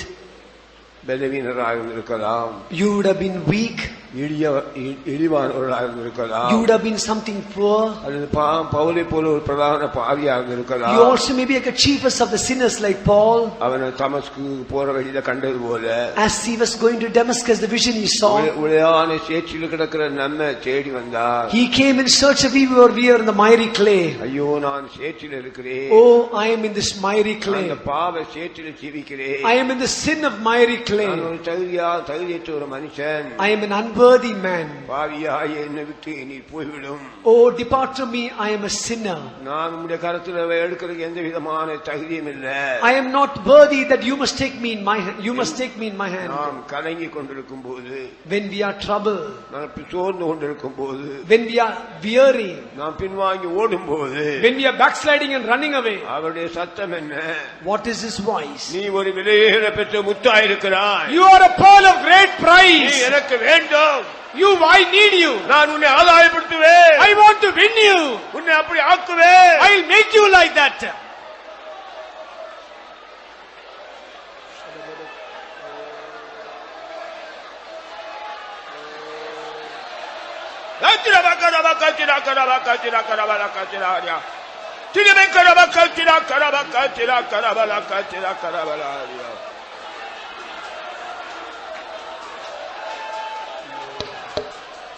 இயேசு கண்டது போல உங்களை எத்தனை பேர் காண்கிறீர்கள்? As Jesus saw, how many of you see? அல்லது தகுதியில்ல பலவீனன் என்று நீங்க நினைக்கிறீர்கள்? Or do you say that I am weak and I'm not worthy? சோர்ந்து போகிறீர்கள்? You are getting weary? அல்லது அவருடைய சமூகத்தை ஓடி போகிறீர்கள்? Or you are running away from His presence? நான் விலையேறப்பட்டவன் அல்ல. I am not a precious நான் man. விலையேறப்பட்டவன் அல்ல. I am not a person of great சத்துரு price. எத்தனை பேரை குற்றம் சாட்டுகிறது? Oh, I am being condemned. சத்துரு எத்தனை பேரை கலக்கி கொண்டிருக்கிறது? How is the enemy troubling you? அவனுக்கு நீங்கள் செவி கொடுக்காதீங்க. Don't hearken to the enemy. கர்த்தர் விலையேறப்பட்ட முத்தாவே கண்டார். He saw you as the pearl of great price. ஒரு பரிசுத்த ஜாதியாவே கண்டார். He saw you as the holy nation. ஒரு விவேக ஞானமுள்ளவராவே கண்டார். He saw you like that. தேவனுடைய ஜனமே, உனக்கு நிகரானவன் யார் என்று கேட்கிறார். Oh people of God, who is equal to thee? அவருடைய சித்தத்துக்குள்ள வாருங்க. Come into His will. அவரை ஏற்றுக்கொள்ளுங்க. Surrender Him, accept Him. அது மாத்திரமல்ல, Not only that. நான் இப்பொழுது கேட்டது போல அது ஒரு முத்தாக இருக்கிறது. As we heard, we are of that word. கர்த்தாவே, ஊரிலிருந்து வம்சத்திலிருந்து எங்களை அழைச்சி, Lord, you call me. You call me. பல தேசத்திலிருந்து எங்களை அழைச்சி, You call us from different nations. நீரும் பிதா ஒன்றா இருக்கிற போல நாங்களும் ஒன்றா இருக்கிறோம். As you and the Father are one, we are together, Lord. ஒன்றாக்கப்படுவதை நேசிக்கிறோம். Lord, we are united, O Lord. ஒன்றாக்கப்படுவதற்காக எங்களை ஒப்புக் கொடுக்கிறோம். Lord, we are surrendering to be united. எங்களுக்குள்ள பிரிவினை இல்ல. Lord, we will not be divided. நபகத்திரா கரபலா கத்திரா திபெல கரபலா கத்திரிபெல கரபலா கத்திரா கரபலா கரபலாரியா. ஹalleluya ஹalleluya. அவர் தனக்குள்ள எல்லாவற்றையும் விற்றார். He sold whatever he had. தன்னைத்தான் தாழ்த்தினார். He humbled himself for சிலுவையில் that. மரணமடைந்து தாழ்த்தினார். He humbled until the death on the cross. தன்னை வெறுமையாக்கினார். He emptied himself. கர்த்தாவே, நீ என்னை கொண்டு நீ அவண்ணமாக என்னை கொண்டீர். Lord, thus you bought me. ஒரு நன்றி உண்டாயிற்று. Be filled with your heart of கர்த்தாவே, gratitude. விலையேறப்பட்ட முத்தாகவும், Lord, that I may become a precious உம்முடைய pearl. சுதந்திரவாளியாகவும், I may become your inheritance. நான் ஒரே கன்னிகையாகவும், That we might be a chaste ஒரே virgin. சரீரமாகவும், We may be one body. ஒரே நகரமாகவும், We may be one city. ஒரே ஆலயமாகவும், We may be one temple. கச்சிரபலபல கச்சிரபல கரபல திரிபிக்கரப கரப கரப கச்சிரா கரபல கரபலாரியா.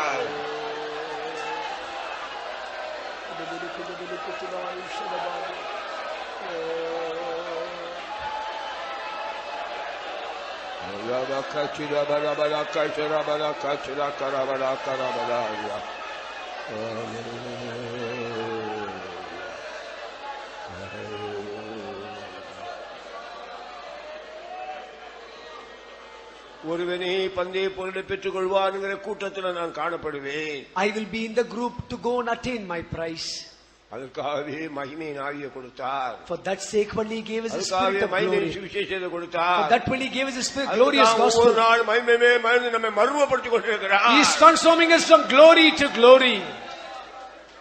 நாம் மறுரூபப்படும் போது அவரை போல மாறுவோம். When we are transformed, we will be like அதே him. நேரத்தில் நாம் ஒன்றாக இருப்போம். We will be united. அதுக்காக உங்களை ஒப்பு கொடுங்க. Surrender yourself for that. அப்படிப்பட்டவர்களுக்கு தான் கர்த்தர் வருகிறார். For those people, the Lord is going to come very soon. சம்பத்தை சேர்க்க வருகிறார். He is coming to gather the precious pearl. பலியினால் உடன்படிக்கை சேர்க்கிற வருகிறார். He is coming to gather them.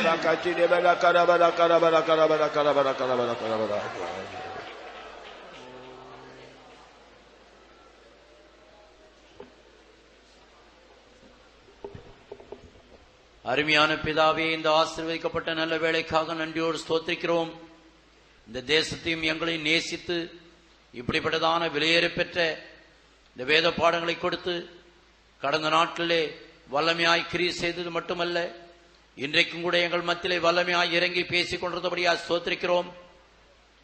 அந்த நிலத்தில் மறைந்திருக்கிறதான பொக்கிஷத்தை பற்றி நாங்கள் அறிந்து கொள்ளத்தக்கதாக இயேசு கிறிஸ்துக்குள்ளே விலையேறி பெற்ற இளைப்பாறுதலையும் ஞானம் அறிவு என்ற அபிஷேகத்தின் வல்லமையும் பெற்றுக்கொள்வது மட்டுமல்ல, இன்றைக்கும் கூட விலையேறி பெற்ற நல்ல முத்துகளை தேடுகிற வியாபாரிக்கு ஒப்பாயிருக்கிறது என்று சொன்னது போல விலையேறி பெற்ற முத்தை தேடி வந்த இயேசு கிறிஸ்து நாங்கள் மகிமை அடையும்படியாக, மகிமையான சபையாக காணப்படும்படியாக, கிறிஸ்துவின் அதே மகிமையை அடைந்து கொள்ளத்தக்கதாக மகிமையின் ஆவின் அபிஷேகத்தையும் வல்லமையும் கொடுத்து ஒவ்வொருவரும் உயிர் பெற்று பலப்படுத்தினபடியாக ஸ்தோத்திரிக்கிறோம். கர்த்தாவே, நாங்கள் ஆத்மாவிலும் சரீரத்திலும் பரிசுத்தம் அடைந்து மகிமையிலே உம்மை சந்திக்கத்தக்கதாக ஒவ்வொருவரும் ஆயத்தப்படுத்தபடியா ஜெபிக்கிறோம்.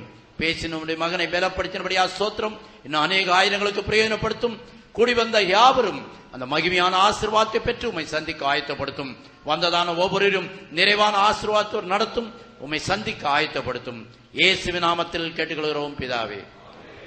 நம்முடைய கர்த்தர் கிருபையும் பிதாவாகிய பரிசுத்த ஐக்கியம் நம்முடைய கர்த்தர் மேல காணப்படி நம்மோடு இருப்பதாக. அல்லேலூயா அல்லேலூயா அல்லேலூயா. ஜெபம் வேணுங்கிறவங்க முன்னாங்க.